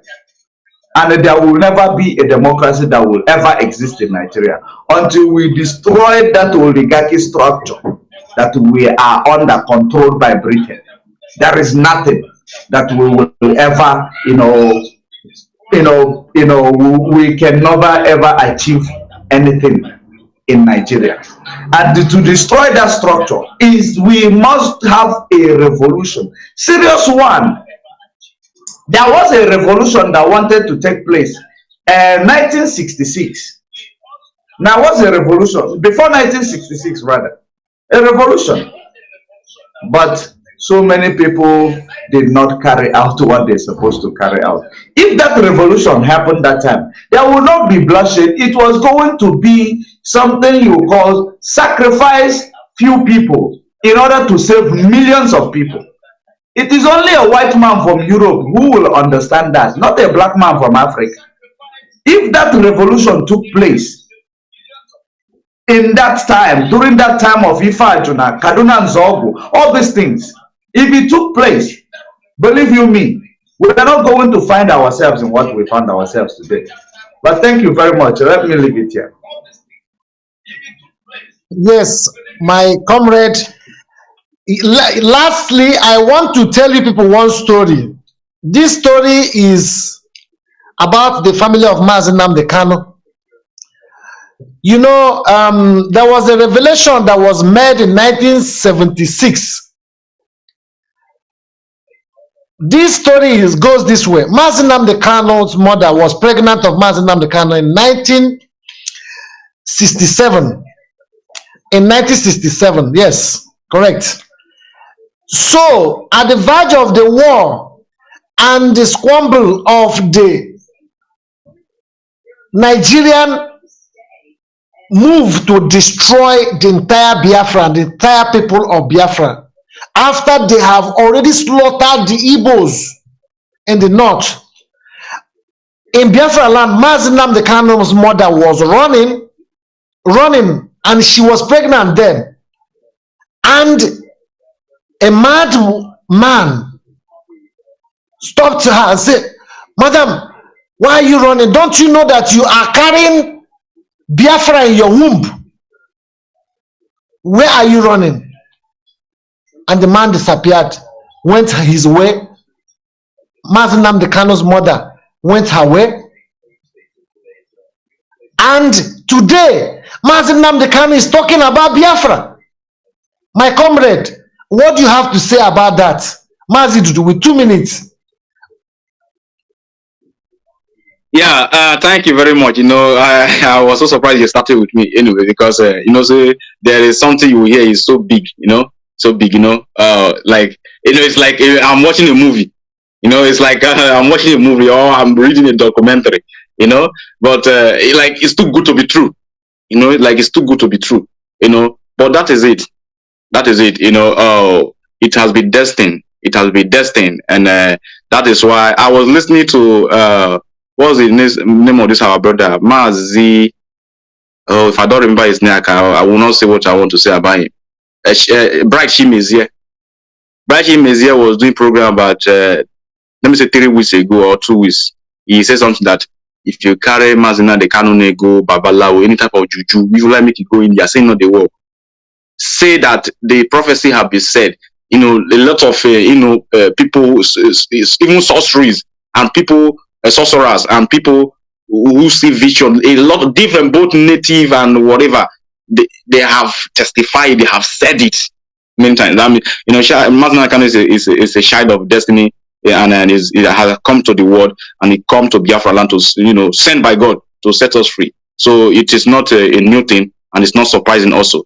Because even if I look at it sometimes, even you don't even care whether if you come with your chants and all those things, you want to touch him and all those things, because it will be null and void. So I will leave it there. Thank you. All hail Biafra. Hail Biafra, Mazi. All hail Biafra. Yes, Mazi. From what do you think about that? This is a very a reality. This is not all fabricated or anything. Why is this thing not? Hello, can you hear me? Yeah, we can hear you. We can hear you, even though you are stuck one place, but we can hear you. Go ahead. Okay, but this is reality. This is true story. A true story. He said, don't you know that you are carrying Biafra in your stomach? You know, a very brilliant man, but he has mental issues. You understand what I mean? And that thing. Okay. Wow. Continue. You know one thing you should understand that in this life, people believe that when we talk about angels, we are talking about people just winged human beings. They don't know that angel can come in the form of a mad person. You know, I know that a lot of people believe so, but you know, now when a mad person met Mazi Nnamdi Kanu's mom, you know, around 1967, telling her, why are you running? You are carrying Biafra in your womb. That is to show that what they were doing that time, it was not, you know, it is not the time for Biafra to come. That Biafra is still in future, which is you are carrying the future of Biafra in your womb. You know, it is actually a message, a message that is very, very plain to understand. So now, when that prophecy came to Mazi Nnamdi Kanu's mom, she might not understand it. She might take it as, no, I am pregnant. He is just caring that I am running with heavily pregnant. You know, that is exactly how she might understand it. But now when things started unfolding, when that destiny, you know, that was prophesied inside that place or around that place during 1967, when she saw it unfolding, she will remember the prophecy given to her by an angel that appeared as a mad person. So now, that is exactly what it means. When Jesus Christ was born, you understand there is a lot of uncertainty, unusual things happening. You know, because, you know, our people, the reason why they tell us that Jesus was born of Holy Spirit is for us not to recognize when we see our Savior.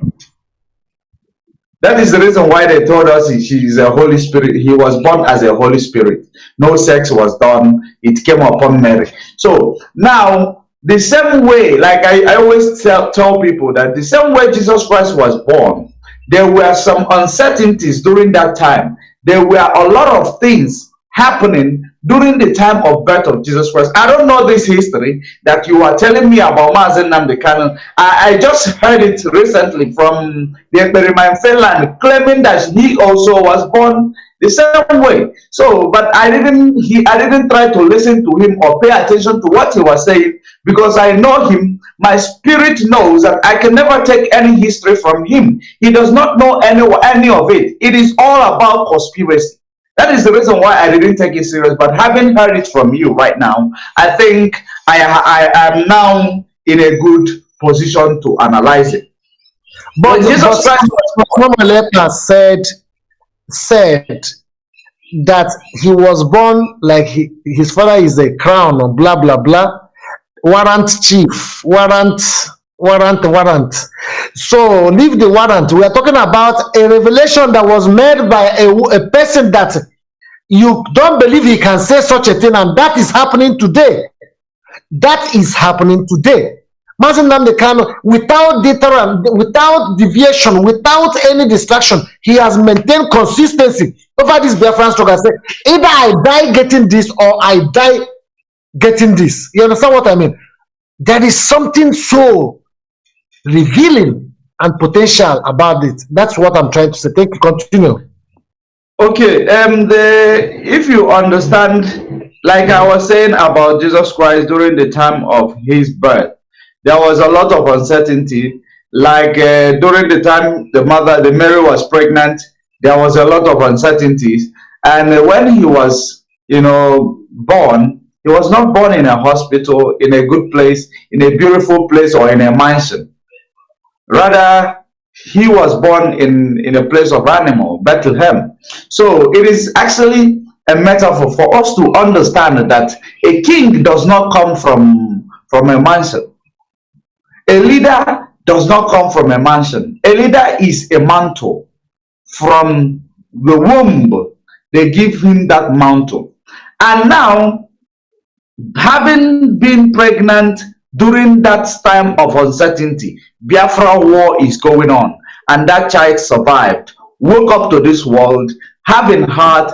Up until this moment, he started carrying out, that gift, that crown that was given to him, that he will be the one in the forefront to restore this holy nation called Biafra. That is the reason why he is uncompromisable. That is why he's resolute, and that is the reason why he can never give up this quest. Because Jesus Christ did not give up his quest, even when his death was in front of him. The ones they call Jesus Christ, even when his death was in front of him.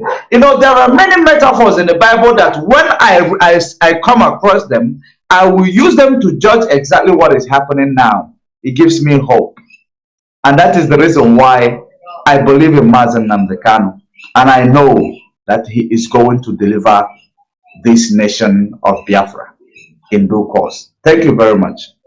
Thank you so much. Thank you so much. Lastly, there is an announcement I want to make. We have finished the program, but before we do our last address to address Biafrans, each of you, in rounding up and then closing the program, first of all, I want to make one announcement. That announcement is that there will be a number that will be released very probably tonight or tomorrow. That number will be the number to use to call Buckingham Palace. So everybody who loves Mazi Nnamdi Kanu, who wish to call Buckingham Palace to make sure to lay a complaint, that person, they might even try to close the line, but let us call them and make them to be uncomfortable till they hear our call that Mazi Nnamdi Kanu must be released. And that is why we are calling this number. That number will be released from Mazi Prince Kanu, Mazi Nnamdi Kanu's brother, on his wall. And if he releases it, I will also share it. I will also make sure that I send it to our comrade admin so he can share it on our platforms and make sure that everybody gets that number. And everybody should make sure they call that Buckingham Palace to disturb them. Let me start from you, Mr. Idudu. Your final remark and the closing remark and the word of advice you have for our Biafrans. Thank you so much. Without wasting much time, I greet you all, fellow Biafrans and lovers of freedom, people who have here been viewing and commenting and sharing. Thank you for the support and the energy that you have also, attributed and contributed, to what we are doing in here. And of course, we got the announcement already about the Buckingham, I can't even call it correctly, the palace somewhere in British, when the number is given. Buckingham Palace. I don't want to even bite my tongue. Thank you very much. So we do the needful. Try to make sure that you do it civilly, you do it maturely, you do it diplomatically and intelligently. I know that the enemy will take the number and they will constitute nuisance with it, but it doesn't matter. We'll continue, and Biafra is our destination, and Biafra we must get. Behind the scene, I will need to hear that story again, because I'm hearing the story about the birth of our leader Mazi Nnamdi Kanu for the first time, that it was revealed even during 1967 when the war was even kicking off. That means that of course that it's not yet time for Biafra. If she's carrying Biafra in her womb and they are just starting the Biafran war, that means that the time that is just Ojukwu laid the foundation, and the actualization, the next generation shall continue, and that is why we are here. My submission will be, I will refer us to Mazi Nnamdi Kanu's speech. We must continue, and we should be resolute and focused, and take information from the direct source. He said, if it's not coming from Radio Biafra, it's not coming from DOS, it is not coming from him, it is not truth. So I will leave you with that one. Let us count our teeth with our tongue. Thank you very much. All hail Biafra. Very much, Mr. Idudu, for even coming here to stay for these hours You know, today is Sunday. People are resting. People are going to visit their people. So many people are very busy with one thing or the other. Sundays are like that. We will always encourage you, Mr. Idudu, to always love this our invitation, and you know that it is rotational. So please maintain this love and this very, very resolute spirit of Biafran man that you have. You're one of a kind from Isoko, and you will always be in our hearts as a loving brother and a comrade indeed. May Chukwu Kadama bless you and bless you so much. Bless Stay you, behind. Mazi. Thank you. Stay behind. Let Mr. George Money. Mr. George Money, over to you. Mr. George Money, your closing remark, please. I know you are there. You can hear me. Mr. George Money, are you there? Okay. So, Yes, I am here. I am here. Mr. George Money. There is actually someone sending me a news. I think it is some alarming news. Someone looking for me and saying some kind of words of suicidal. So that's what I was paying attention to. Somebody sending you message on what? No, they came like someone gave a message to give me that it might be the last time I will be seeing them. So I was actually paying attention to it. Let me round up and go and see if I will see the person. Round up and just take a control of that situation. Try to call the person to order. That person is in the zoo? No. That person is around here with me. So I just want to know. I will find out what the situation. The location, maybe. I don't know. Try to reach that person. Try to reach that person, and quiet me. Your closing remark, my brother. Thank you so much.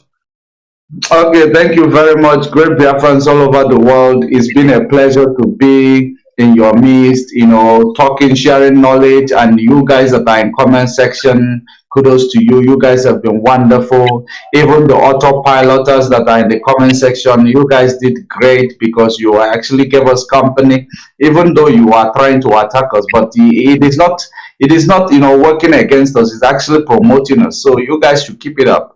And I want to tell the great Biafrans all over the world, we must remain resolute. We must remain formidable, because at the end of this process, we are going to be emerging victoriously.